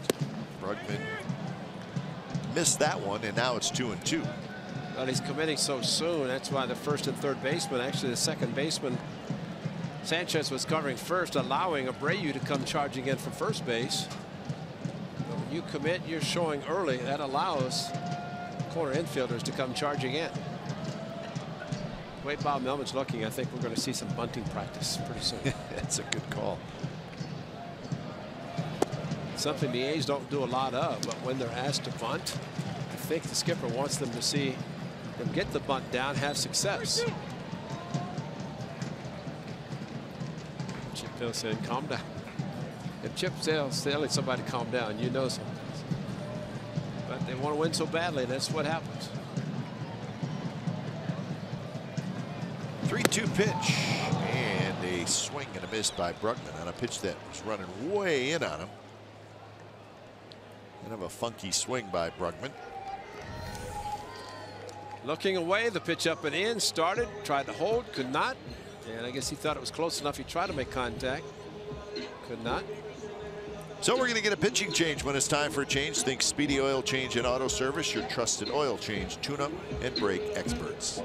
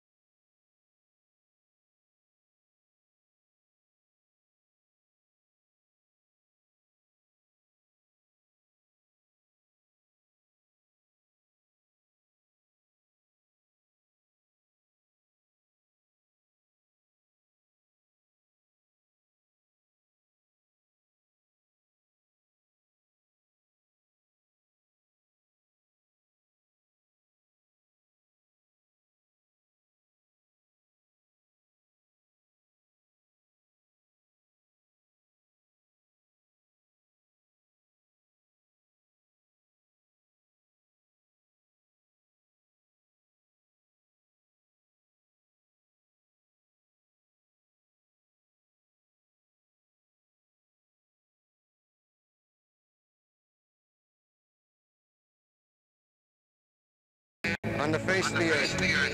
When you look around, wouldn't you consider it privilege to associate yourself with such a fine-looking man as is standing in uniform in this ballpark today?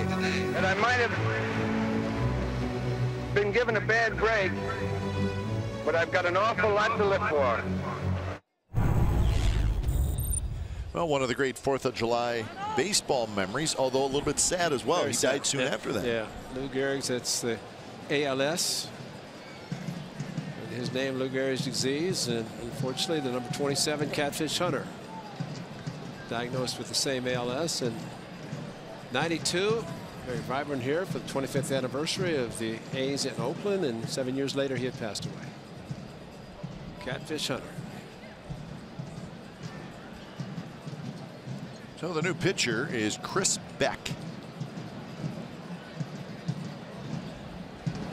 Barreto, kind of a half swing, rolls it up the third base line, but foul.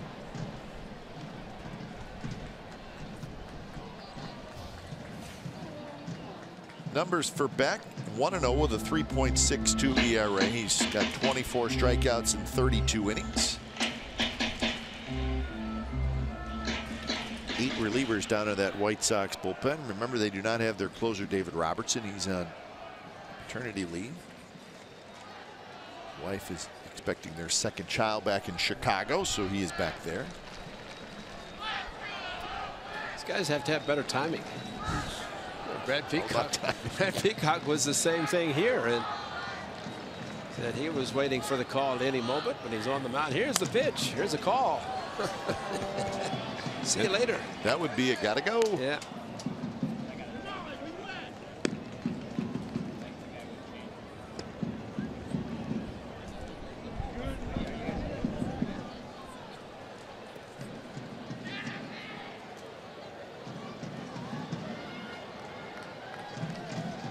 So 0-2 to Barreto, who has an RBI triple today. That was in the 4th inning. He struck out in the 3rd. Behind in the count here, 0-2. Drives this one to center. Engel backs up. Engel grabs it. This is a good one. Rags, David Rigetti, is a closer and a starting pitcher, and this is what he did. Left fielder. 4th of July, 1983, Wade Boggs. Final out, the strikeout, and probably one of the nicest guys in baseball. Good man, Dave right? Rigetti. Looks like he saved his best slider for last. That's right. I was thinking of Jim Abbott. He pitched a no-hitter for the Yankees against the Cleveland Indians. Carlos Baerga was a switch hitter, batted left-handed for the final out. Lefty on lefty. He was not as well. He didn't bat right-handed as a switch hitter. Batted lefty.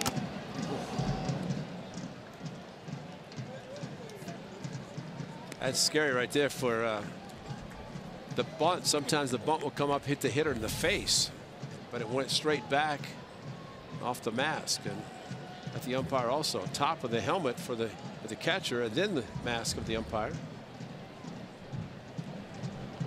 So 0-1 to Rajai Davis. A walk, run scored, and a fly ball to center field for Raj.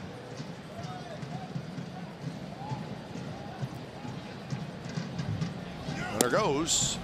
Narvaez's throw is there, and they got him. Check to make sure that Yolmer Sanchez held on. He did. So Chapman is thrown out, and that ends the inning for the Athletics, and they do not score. So we're headed to the 7th here at the Coliseum on the 4th of July. The A's with a 6-5 lead.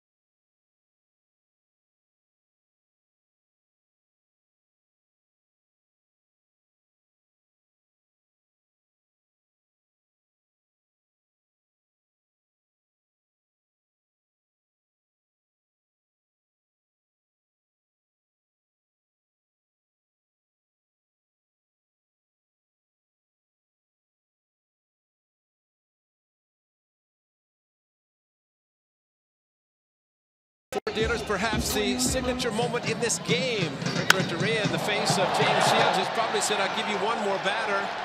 And that one batter ends up hitting a 2-run home run to give the Athletics a 6-5 lead.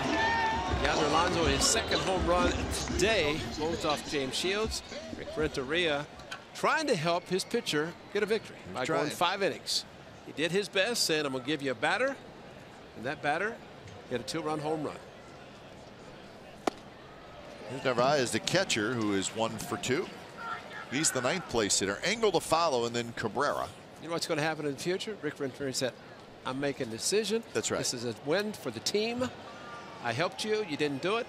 That's right. And that's your chance. He gave him a shot. Yeah, and give him a lot of credit for it. And a manager will not forget that. And listen, I mean, gave him a chance. Shields did not get it done. And at some point, I think you probably give a veteran pitcher a little more leeway, but not a lot. Not if you're not pitching great. Well, exactly. You give up 3 home runs, 6 runs in 4 2/3 innings. Brugman coming in. Brugman dives in. He dropped it. And Narvaez is going to have to hustle back to throw, and he dives back in at first. So it's going to be a base hit for Narvaez. And let's check in with Angela.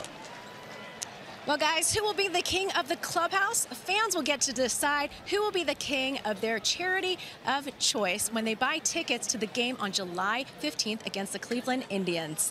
Sean Doolittle, Ryan Healy, Liam Hendricks, Josh Fagley, and Adam Rosales are all competing with different coupon codes. I spoke to Sean earlier, and he told me about his charity of choice, Swords to Plowshares, that helps veterans transition into civilian life. And the charity is near and dear to his heart, as his dad has served for over 20 years in the Air Force and the Air National Guard. So to support Sean and the others, go to athletics.com/king. 50% of every ticket goes back to their charity of choice, and the A's Community Fund will also award the winning players charity an extra donation as well. Guys?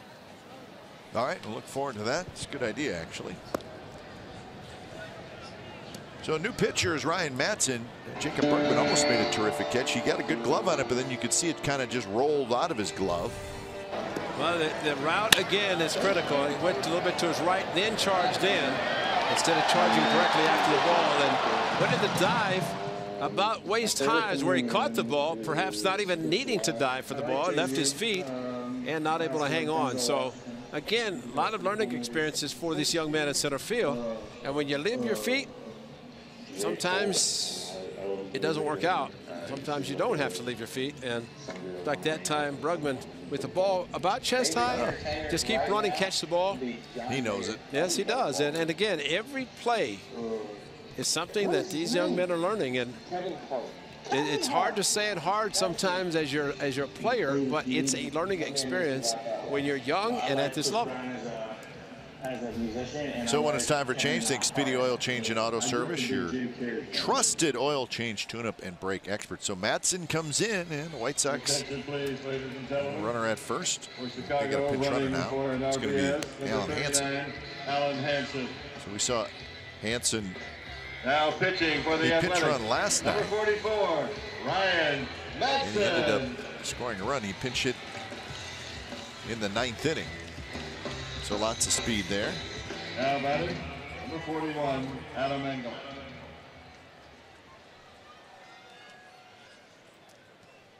So Hansen at first, nobody out, and here's Adam Engel.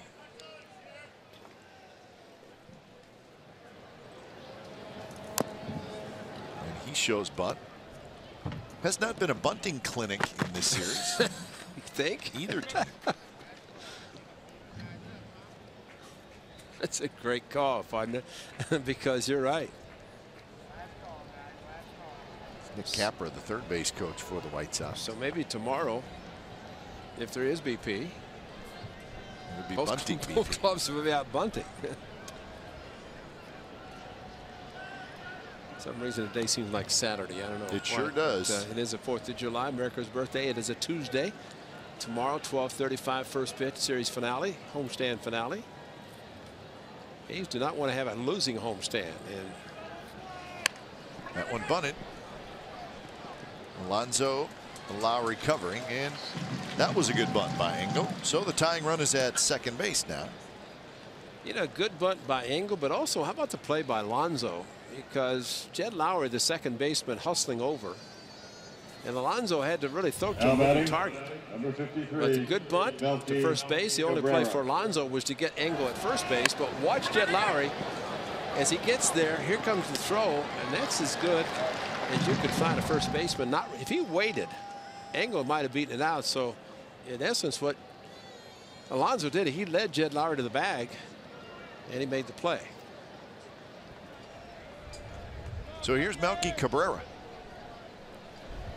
Ray, we've been talking a lot about bunting technique. This is pretty good. Watch how he just holds the bat there. He does not jab at it, and he doesn't pull it back. Watch, he just keeps it there and lets contact be made. That's really how you do it. See where his fingers are too, and his thumb behind the bat. Behind the bat. You don't wrap your hand around the bat so you get a hit on the fingers if you sacrifice, but perfect technique. Sometimes you see guys kind of try to go at the ball where just wait, get your bat out front and hold it pretty firm. Quick 0-2 to Melky Cabrera. So Matson will face Cabrera and then Jose Abreu. So two good hitters with the tying run at second base. Barreto trying to keep Hansen close. Melky Cabrera goes after that curveball.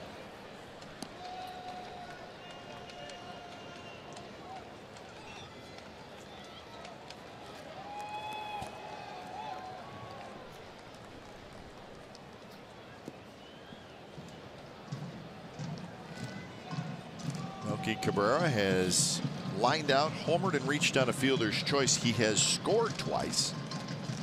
His home run was a 2-run shot. He now has 10 homers and 50 RBIs. Swing and a miss. He struck him out. Big strikeout for Matson. It's amazing the strikeouts that Matson can get on his fastball because he throws the curveball and the changeup so effectively. And when he throws the fastball, which is pretty good velocity at 96 on the corner, he gets a swing and miss. Because as a hitter, you know the pitcher's got a great changeup, comes out just like his fastball. See how late Cabrera was on the heater at 96. That's why if you can have effective off-speed pitches, secondary pitches, your fastball is really going to be almost unhittable. So here's Jose Abreu, 3-run homer in the 5th. Lowry ducked in behind, and Matson steps off.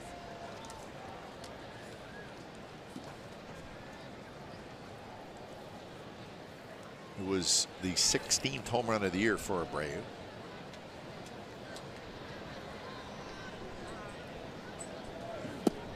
First pitch is low. Did they get an exit velocity on this and on a quickness in which it hit the seats velocity? Didn't take long. Because watch this. Swung off, gone. Curveball hanger inside part of the plate.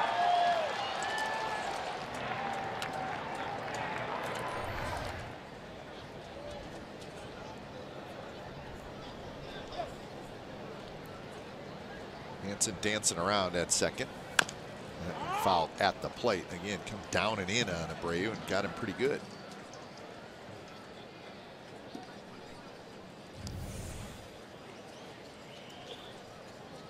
Bounced up, hit him in the right knee.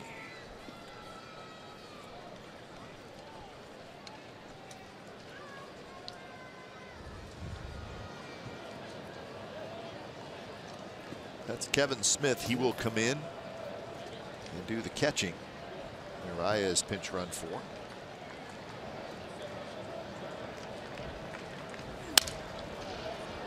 Matson knocks it down, throws to first. Nice play by Ryan Matson. He stuck that throwing hand out there, and he made a nice play, got up and threw out Abreu, and the White Sox strand the tying run at second base. So 7th inning stretch time here at the Coliseum with the A's hanging on to a 6-5 lead. We're going to keep it right here at the ballpark for God Bless America. Will be performing God Bless America. God bless America, land that I love. Stand beside her and guide her through the night with a light from above, from the mountains to the prairie, to the ocean, white would foam. God bless America, my home, sweet home. God bless America, my home, sweet home.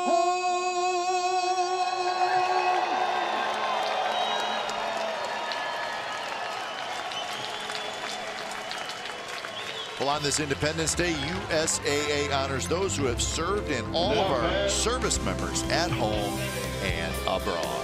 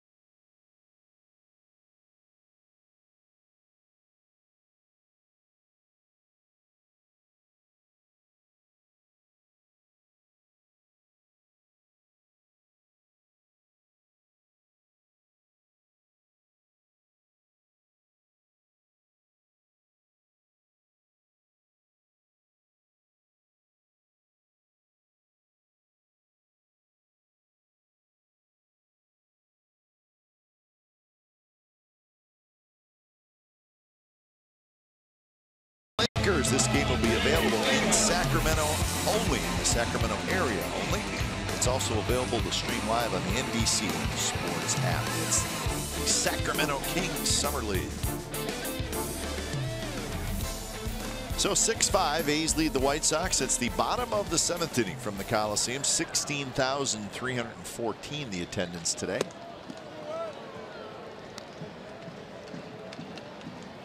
That's the new catcher. It's Kevin Smith. Chris Beck stays in the game. Dan Jennings 2/3 of an inning. Beck got the final out in the 6th. And here in the 7th, he faces Rajay Davis. Rajay hits one toward right. Garcia is there. He's got it, one away. First place Astros are in Atlanta. Now batting right fielder. I'll tell you what's going on in Atlanta. Interesting stuff. Rick Renteria is going to make a pitching change. So Chris Beck did a nice job. He got 2 outs, and it's time for a change. Thanks Speedy Oil Change and Auto Service. It's your trusted oil change, tune-up, and brake experts.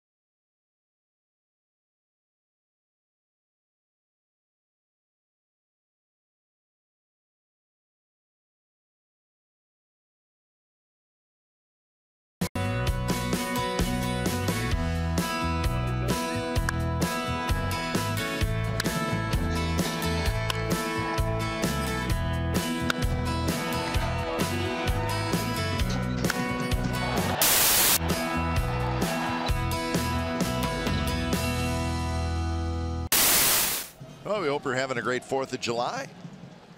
We're enjoying it at the ballpark. A's leading 6-5. The new pitcher is David Holmberg, second lefty down in that White Sox bullpen. One away here in the 7th. Joyce with a home run in the 3rd. He's 1 for 3.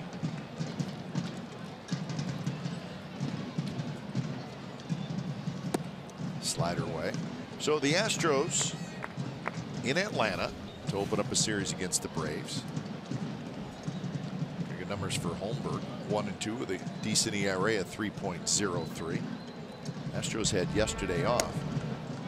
But I just saw, Ray, where remember we talked about with the Braves in town about Freddie Freeman, and he's going to be coming back soon, and he's in the lineup tonight playing third base. Yeah.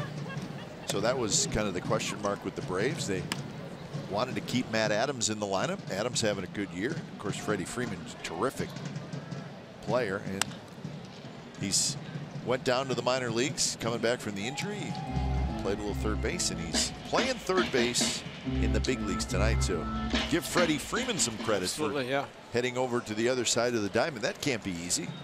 But usually, and he talks about McGuire was a third baseman moved to first. It's usually from third to first, but you go to the hot corner is totally different. Throw across the diamond versus playing at first. So I agree with you. So now thinking about the Braves, Ron Washington, of course, was in town, and I asked him about playing, coaching, managing the American League first year in the National League. He said, you have to come to the park as a player ready to play. Well, I think we've seen today, if you're the White Sox, you better come to play, especially if you're the bullpen, because things are going to happen. And, you know, it's one of those where a player likes to know in advance whether he's going to play or not. And that's usually the lineup. Guy wants to know if he's going to be in the lineup to check out the opposing pitcher. But, man, you've got to be ready. There's just nobody, unless you're given a full day off, as sometimes a lead pitcher is or a starting pitcher is. You have to have yourself prepared as always. So 2 away. Here's Lowry, who is 1 for 3. Royals and the Mariners are going to get started real soon in about 10 minutes. Game 3:40, first pitch in Seattle. Duffy, Danny Duffy, coming off the disabled list, will start for Kansas City, and Felix Hernandez for the Mariners. That means the A's will get King Felix on Sunday. I believe that's the plan. Yep. Tuesday to Sunday, every 5th day. Red Sox and the Rangers a little bit later on in Arlington. Price for Boston. Darvish for Texas.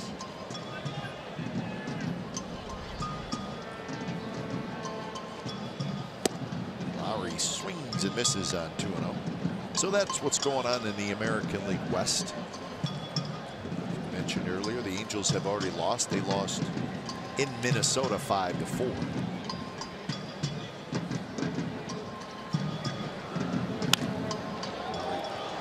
Hooks wouldn't foul. Blue Jays beat the Yankees 4-1. Aaron Judge with his 28th home run.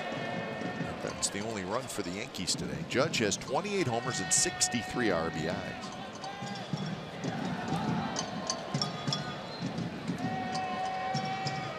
'87, McGuire hit 49 for the rookie record. Judge is already at 28. And he, by accident, may hit another 25.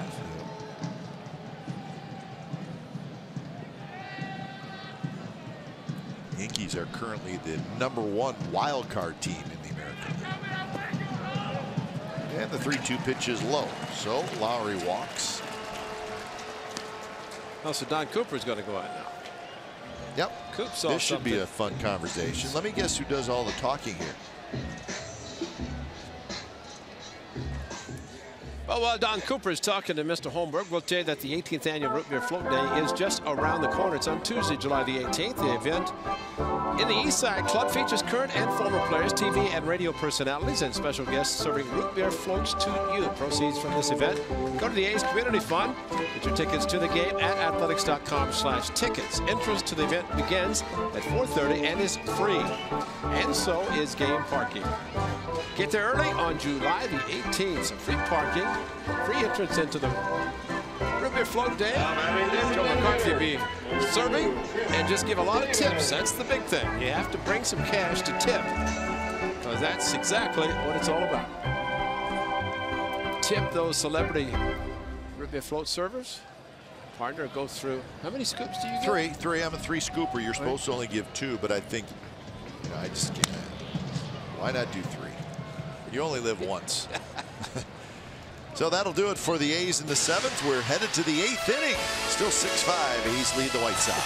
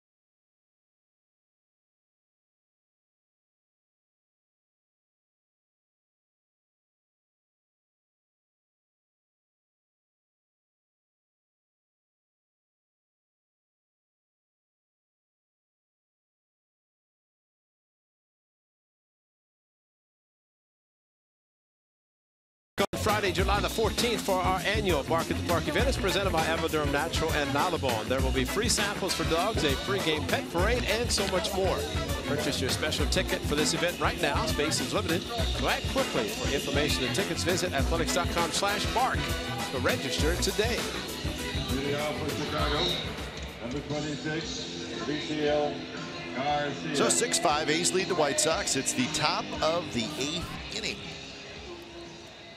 So the new pitcher for the Athletics is Sean Doolittle. He'll face Garcia, Frazier, and Davidson. So 3 powerful right-handed hitters for the White Sox.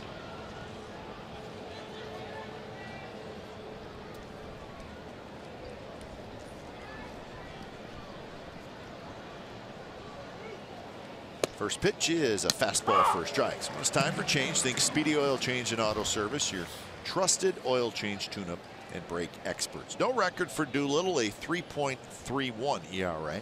He's got 23 strikeouts and just 2 walks in 16 innings. And that one's hit high in the air to center field. Brugman shading his eyes, and he's got it. Garcia had a pretty good swing of that fastball. I was just thinking, Cap, if you go by the sound of the ball off the bat, you figure it's a home run. Well, it had a good sound. Yeah, I agree. Great sound, went straight up, though. Interesting here. Look at the breakdown. Sean Doolittle facing left-handed batters and facing right-handed batters. So he will flip a slider in there occasionally to a left-handed hitter, but when he sees a right-hander, he's going to throw the heat. Yeah.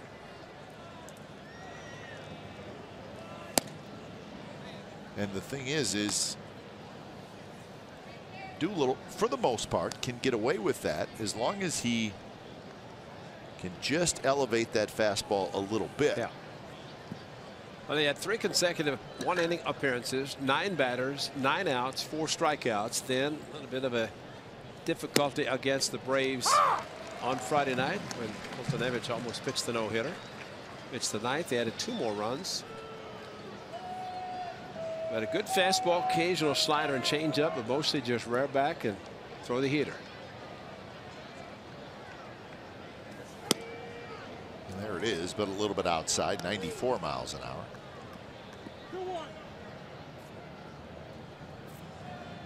Doolittle pitched Friday and Saturday in that series against the Braves. But did not pitch Sunday, did not pitch yesterday. And this one is fouled just to our right.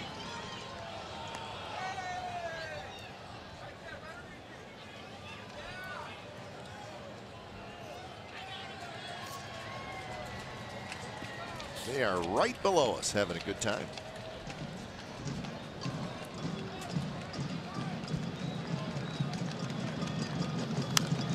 That high fastball. See if he can get it there. It's just a pitch that you're either going to foul back or you're going to miss it. I think it's a very hard pitch to get on top of. Frazier is one, though, that makes it a little scary. He had a pretty good swing at that high fastball, and Frazier can scare a few pitchers because of his ability to hit the long ball. A bit of an unorthodox stance with the left foot, and closes up quickly. That one was down a little bit. Yeah. Chapman, foul territory, 2 away. And that also is scary because the pitch down, hitters just go, but somehow Frazier was able to get under that one. At the 6 pitches, bam, bam, bam, and the one that was up fouled, and then the one down, he got under and hit it straight up. See, normally hitters will hit down on the ball. He kind of got under. Not a low fastball.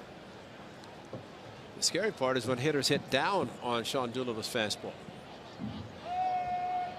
So 2 away. Here's Matt Davidson. Davidson takes a strike right at the knees, 95.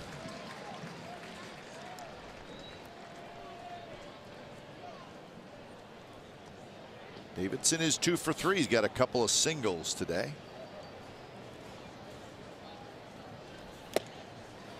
Now he's behind in the count 0-2.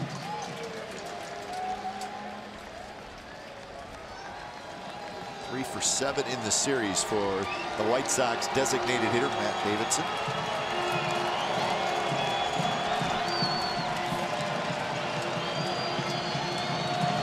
And there's the high fastball, no chance as Davidson strikes out. Good inning for Sean Doolittle as he makes quick work of the White Sox. A's leading 6-5.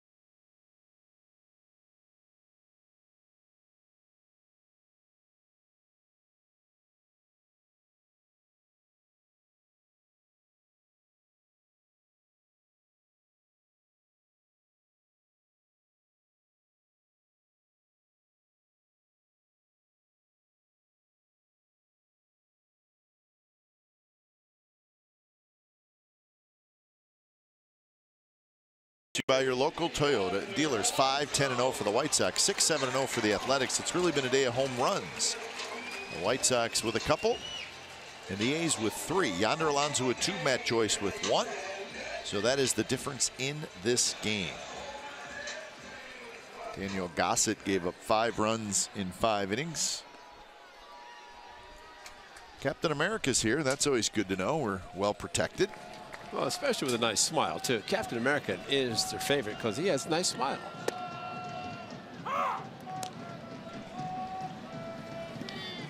0-1 the count to Yonder Alonso. David Holmberg, the lefty, stays in the game.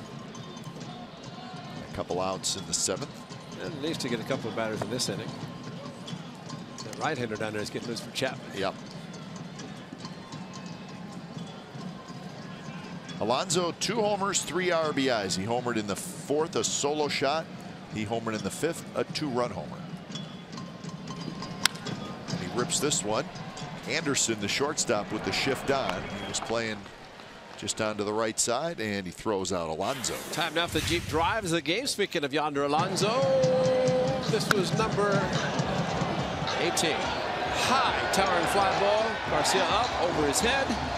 And one more batter for James Shields, and that one batter hit a 2-run home run, and that would give the A's their current 6-5 lead. Big James gave up 3 more today, so that's 3 starts that he has made with the White Sox. He's given up 9 home runs, 3, 3, and 3. Yonder Alonso, 2 big ones today, 3rd time this year, multi-home run game. Yonder finishing strong this week before he heads to the All-Star game on Sunday night.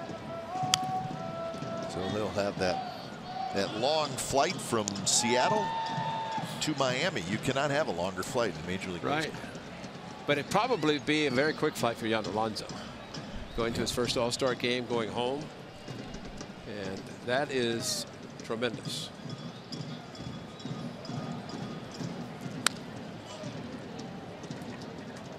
Some guys have it easy getting to the All-Star game, but Seattle to Miami, not so much.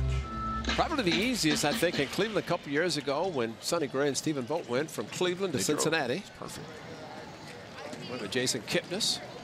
Stopped to have a few beverages on the way. Why not?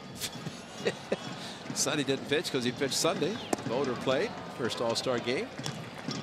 And they did have a driver, so yes, they did. Oh, no, they were having their beverages with a driver. Yes, indeed. Yeah, which is what you do when you're an All-Star. 2-2 to Maxwell, who is 0 for 3, couple of ground outs and a strikeout. Casilla warming up. White Sox will have Sanchez, Anderson, and then Kevin Smith, the catcher. So the bottom 3 in the order when they come to bat in the 9th inning.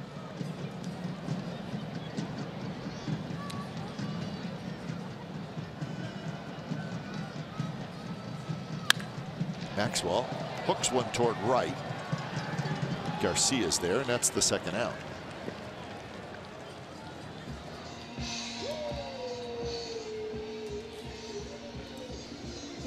So that'll bring up Matt Chapman. Number 26, Matt Chapman.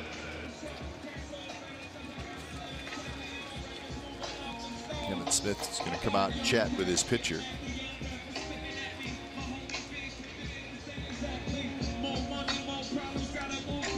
Chapman is 1 for 3. He had a base hit in the 6th inning.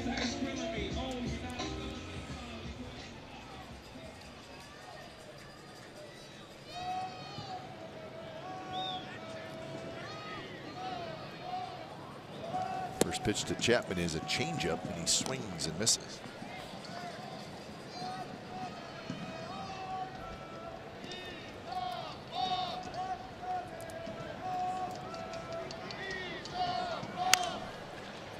In the air, foul territory. Abreu over, may have a play, and could not quite come up with it. A long run for a first baseman. Kind of threw his glove out, hoping the ball would find his glove, but I'm trying to figure out if that's actually him or somebody else in his uniform. He's lost a lot of weight. And he and Garcia, he hardly looks like himself.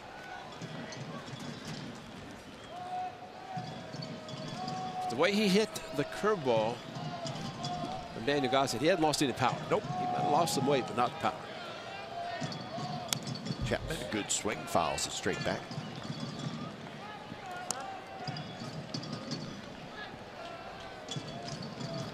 Rays beat the Cubs today 6-5 at Wrigley Field. Archer over Lester. Lester got knocked around a little bit, so he's got a 5-5 record. different year for the Cubs. Cubs are now a game under 500. Is that right? 41-42. You know, and the Brewers won today, and the Brewers are having a great season. Pretty good young talent. So Milwaukee has a 3.5 game lead over the Cubs in that National League Central. Look out. I think you sit there and you keep thinking the Cubs are going to turn it on at some point, and they very well may. But they've been around 500 for a good portion of the year. See, he's thinking it's just a matter of time. August is going to come. Wrigley's going to be rocking, and they'll. Stephen Vogt with a home run today for the Brewers. So is that 3 for him? Yeah. Brewers beat the Orioles 6-2 in an interleague game.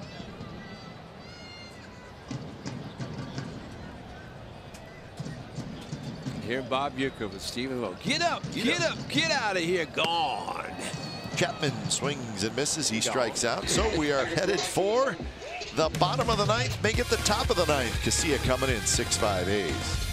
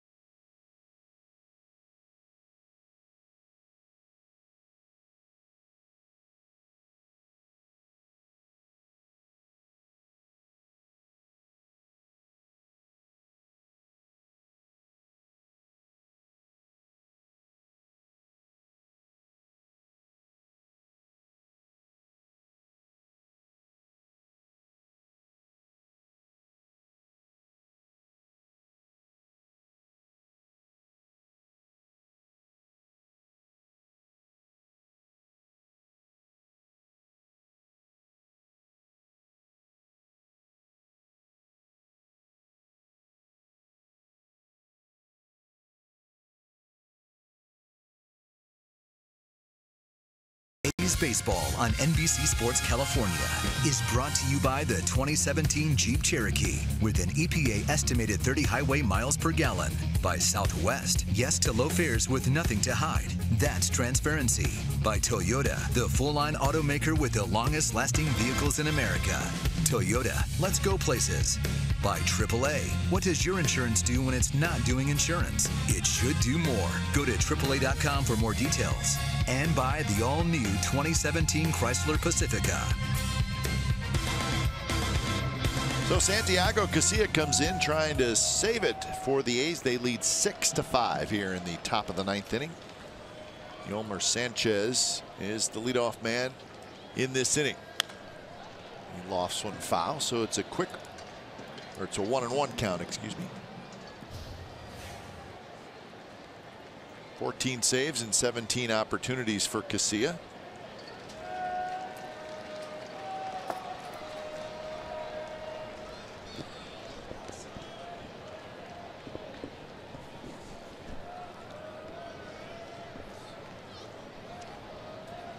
Throw it.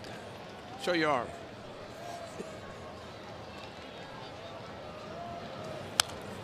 Another foul ball, 1-2, foul ball alley.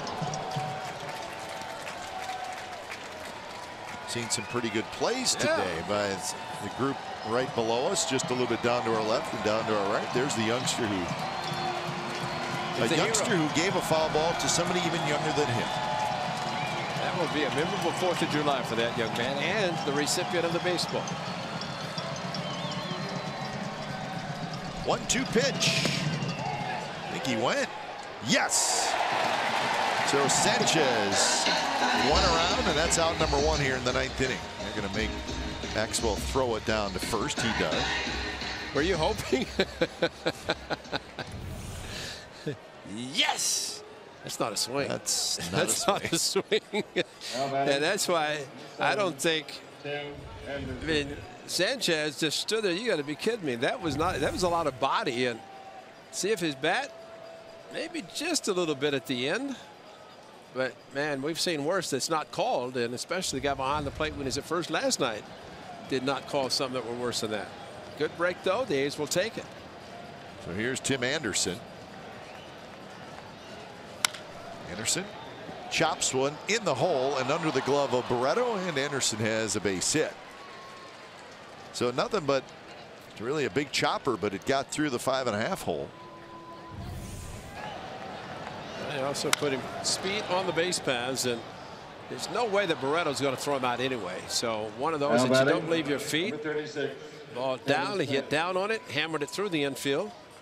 Once it got past Chapman, no chance for anybody else. And as usual in those spots, Chapman playing a little bit closer to the line. You don't want to give up a double. So sometimes the ball will sneak through on the left side. Not a lot you can do about it. So here's Kevin Smith.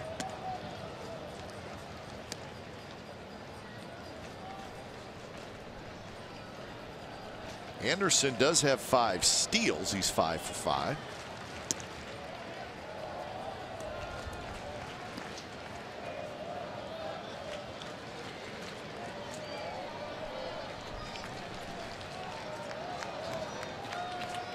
On deck is Adam Engel. Then after Engel, it would be Melky Cabrera. So that's what's coming up for the White Sox.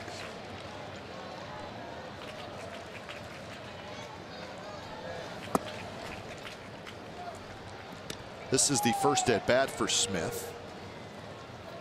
Love to see a ground ball to somebody and finish on a positive note with a double play. Really doesn't have to worry about a stolen base by Anderson or an attempt.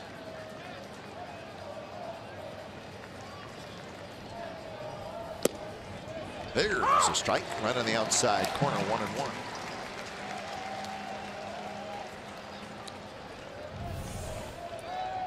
Two-seamer coming back, and enough on the corner for the strike to be called.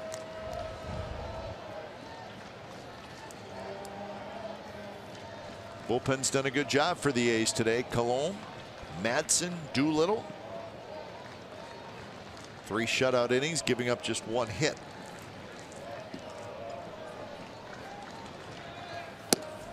Close pitch, 2-1.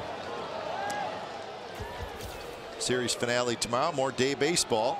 Pelfrey and Gray, the pitching matchup. Our coverage starts at 11:30 with A's pregame live. First pitch at 12:35, and then it's on to Seattle for a 4-game series leading up to the All-Star break. Quick throw. Anderson dives back.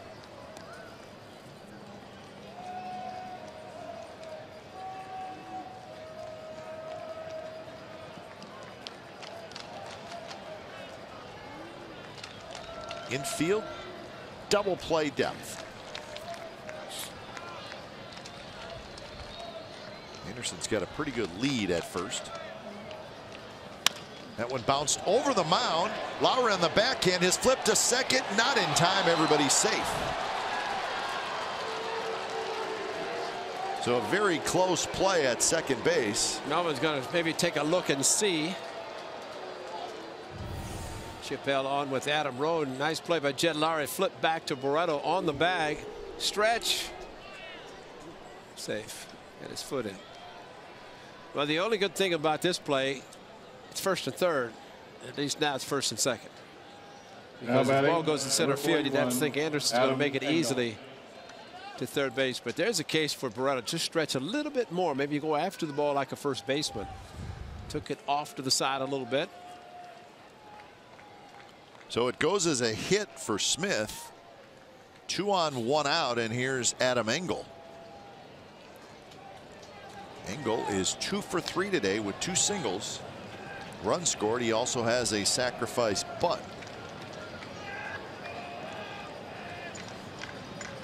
First pitch is a strike. Well, one of the positive things about this not being first and third, the A's would have had to play for a double play, and Engel has a lot of speed, tough to double up. And now first and second, if there's a ground ball hit and caught, I figure the most that Anderson can do is to get to third base.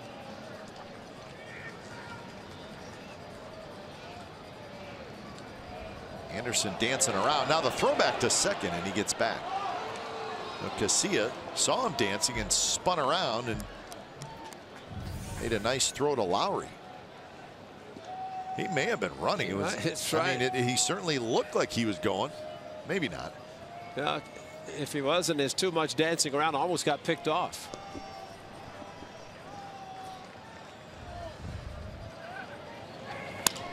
Engel drives one to left field, but it's hanging up for Rajai Davis, and Davis grabs it. So 2 outs here in the 9th, and now a couple of old teammates are going to square off. Casilla against Melky Cabrera with the game on the line.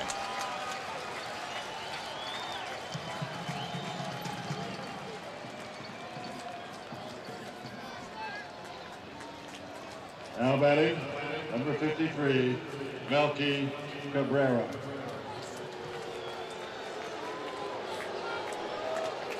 So here is Melky Cabrera, always a tough out. Today a 2-run homer. He's 1 for 4, scored twice. Anderson at second, Smith at first.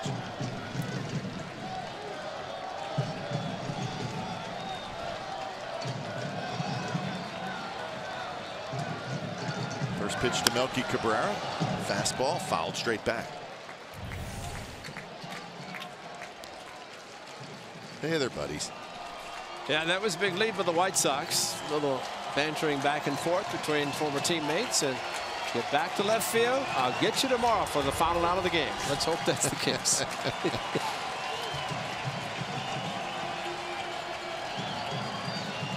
Well, one thing with Melky Cabrera, and you've said it a couple times, Ray, in this series, he's going to swing. Yeah, he's aggressive. He'll expand. Uses the whole field. You got the infield, outfield pretty much straight up. Reynolds trying to shadow Anderson, keep him a little close, but everybody else is straight up as possible, where a guy uses the whole field. And he got another fastball to hit, and he fouled it back. So he's got 2 fastballs to hit. Fouled both of them straight back. Now the count is 0-2. This is what it did against Daniel Gossett. That would give a quick 2-0 lead for the White Sox, but Matt Joyce tied it with a 2-run home run in the bottom half of the inning. So the crowd up on its feet. 0-2 the count. Struck out on a fastball from Madsen in the 7th inning, which is surprising.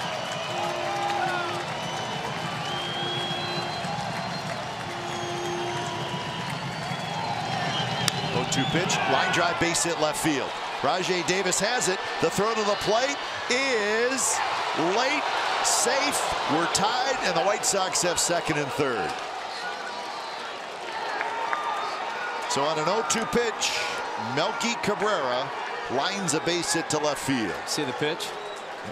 Worst pitch you could throw him on a 2-strike curveball. And he threw it, he hung it, left it right in the middle of the plate, and said thank you. He was not getting around on the fastball, but he protects so well. And that's why when Madsen struck him out on the fastball, it was a good fastball because of the curveball and the changeup. He went curveball, and that's what you had to be afraid of there, because he does use the whole field. And not only that, with the throw going through, not much of a chance to throw out Anderson. And now, you pick your poison here, because Scott Emerson going out to talk about Abreu, maybe even put him on. But Garcia's right behind him.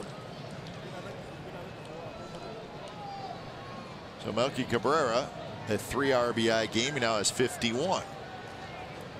So Casilla obviously disappointed for good reason, but now you somehow put it behind you, and you got to keep this game tied. And they're going to pitch to Cabrera. At least they're going to make an attempt to pitch to it. That's Canely.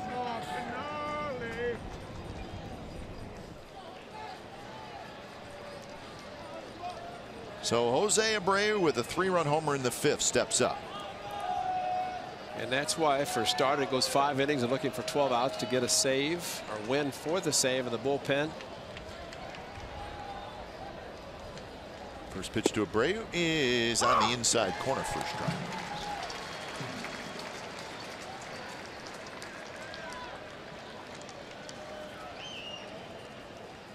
Well, the crowd sits back down. Yep. This is as big as out right here as any.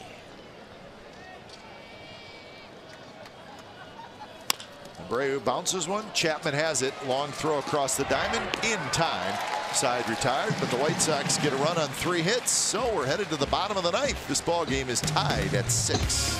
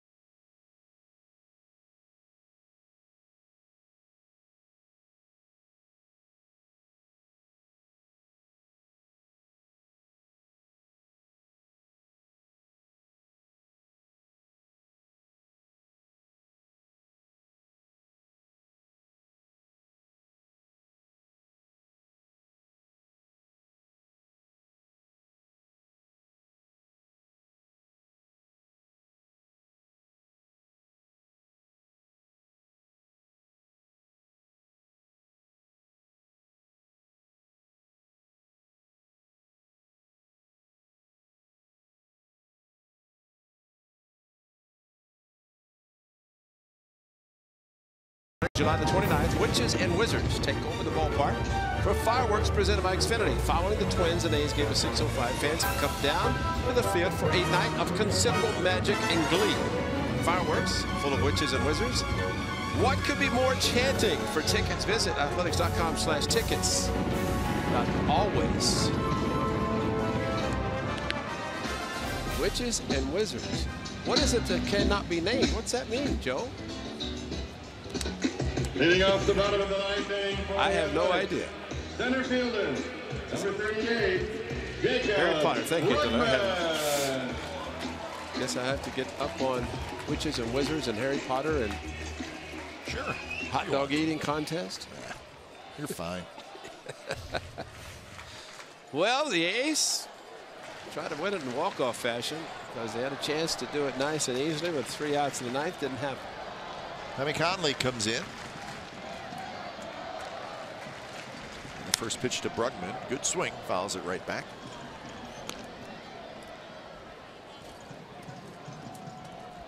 So Brugman, Barreto, and Rajai Davis here in the bottom of the 9th.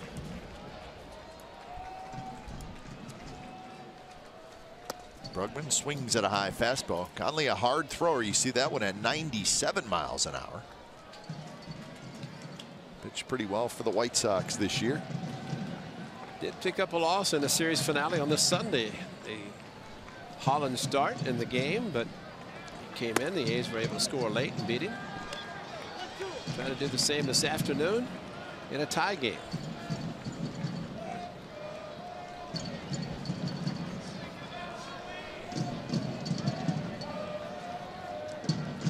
One-two pitch to Brugman. Shoots it foul past Steve Scarsoni. Aaron, flawless, man. Santiago Garcia not. That's not the look you want to have from your closer. No. Got the hittables, so he's got the bag. Brugman walked and scored in the 4th inning. Again, foul. This one just past the A's dugout.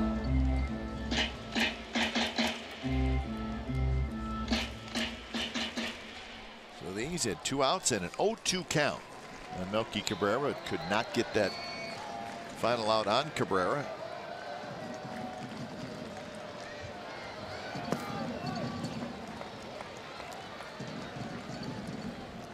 So the A's with 6 runs on 7 hits. The White Sox with 6 runs on 13 hits.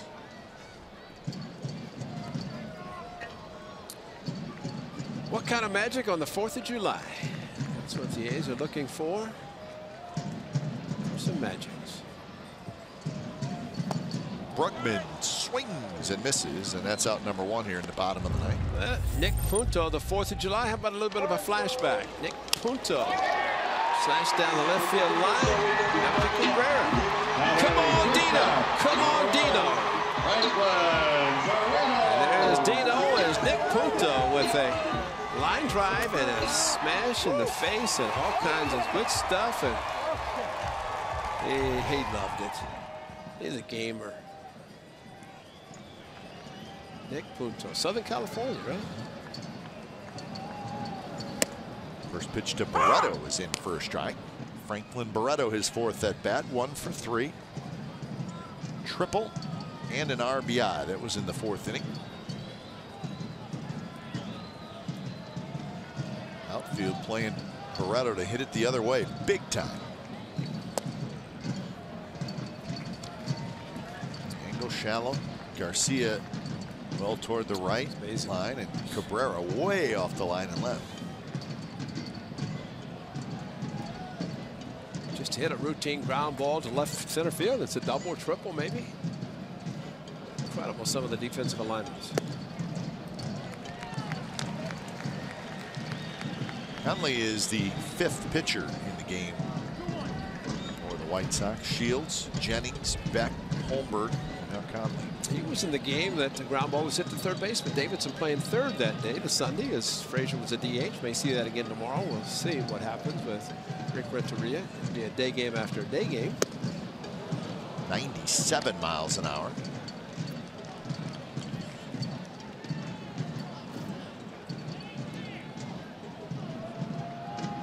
A's last hit was Matt Chapman's leadoff single in the 6th inning. Since then, they've had just 1 base runner. That was Lowry's walk in the 7th.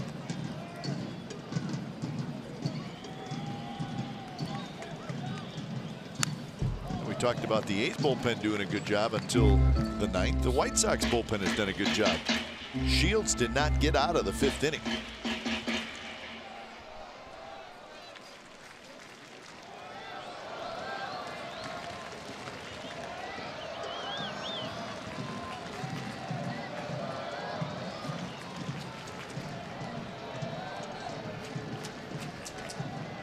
Conley's ready, and here comes the 2-2 pitch. Popped up foul. Coming right at him with a good fastball.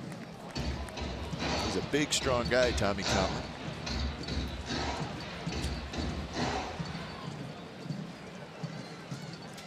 Sean Manaea is in charge. I'd been eating them. Yeah. Manaea may be sneaking a few. I think he's working out too hard. Maybe he thinks there's too much sugar in them. I don't think so. I think they're good edibles. Edibles. Barreto holds up, and now the count is full.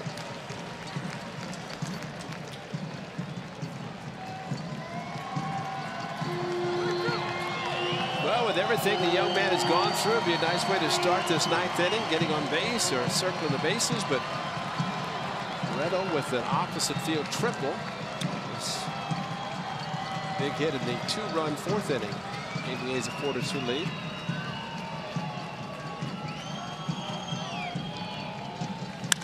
Pitch is hit high in the air.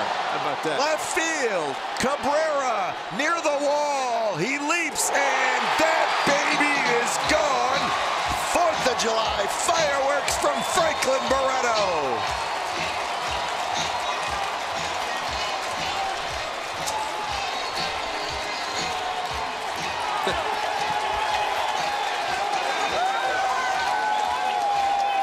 Well, like I said, considering everything he's been going through, what a sweet way to end it.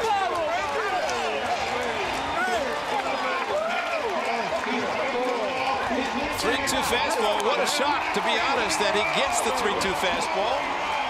And Franklin Barreto Like you said it best, they've been pounding him inside. And it looked like they tried to do it again on a pitch that maybe he was looking for, or maybe he just crushed it. Fastball challenge, and he got every bit of it, at least high enough to get it out. And I think that's been the key today, to see the home runs that were hit. I think he felt he'd gotten enough. And you look at that pitch, Ray, it was in a little bit, so who knows, maybe Barreto, even though just 21 years old, maybe he was looking in there just a little bit.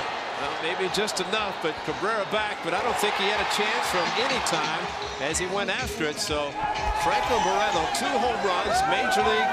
First one was the Saturday, a game that Shields started, hit it off of him. I've never seen so many hugs for a young man. Seems like if Olsen was here, he'd pick him up by one hand, put him over his head.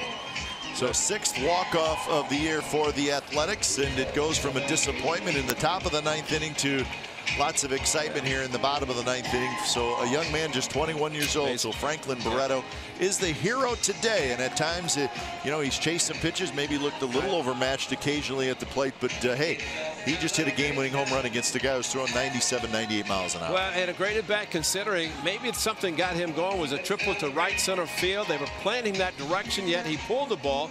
Cabrera had a long run to get even to the wall. And I don't know if he got to it and jumped straight up, might have had a chance, but they were playing him so far to hit the ball to the opposite field. He pulls the ball and hits the home run. Couldn't be happier for him considering everything he really has gone through. So 4 home runs today for the Athletics. The final one is a game winner by Franklin Barreto, who is standing by downstairs with our own Juan Dorado, who's going to do the translating for us, and we appreciate Juan. And Franklin, just ask Juan, hey, the excitement of the ball leaving the ballpark, and did he know that it was going to leave the yard when he hit it? Háblanos de las emociones del batazo, y tú pensaste que iba a salir de la yarda cuando le pegaste. Bueno, contento, estaba buscando mi picheo. Gracias a Dios me lo...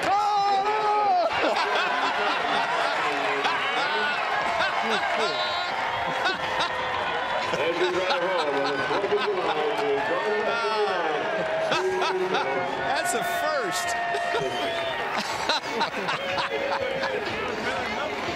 Buscando mi picheo, que es la recta, y gracias a Dios la lanzó y le pude conectar bien.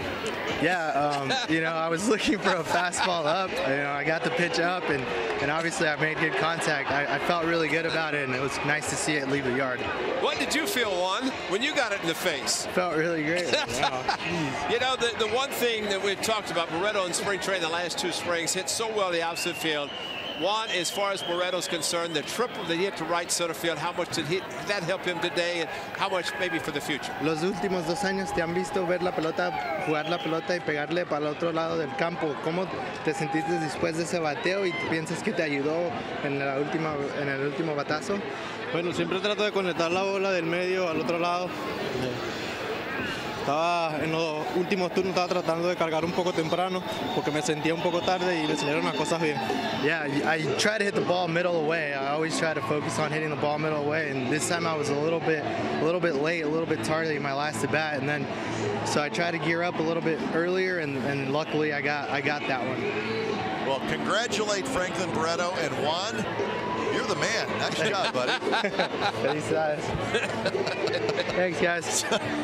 So we appreciate Franklin Barreto, and we really appreciate Juan Dorado. Yeah. I guess he took one for the team, didn't he? Yeah, and I don't think he ever expected, you know, Juan, yes, to Barreto, but not to Juan himself. But, you know, a great game. 4th of July, Dallaire, great producer, had so many walk-offs for the 4th of July. Did not see a couple of home runs, but they put this one in the bank because Franklin Barreto did it today. And again, you guys everybody talked about the strikeouts. He's been striking out a lot, probably too much, but boy, great to see him come through with a big hit, the triple, and then the home run to walk it off. All right, so the A's break their 6-game losing streak, and they do it in fine fashion. Franklin Barreto with a walk-off home run. 3 hours and 9 minutes, 16,314 was the attendance today, and the A's get back in that win column, and they beat the White Sox today in the bottom of the 9th inning thanks to Franklin Barreto. A's post-game live coming up next. Guys, take it away.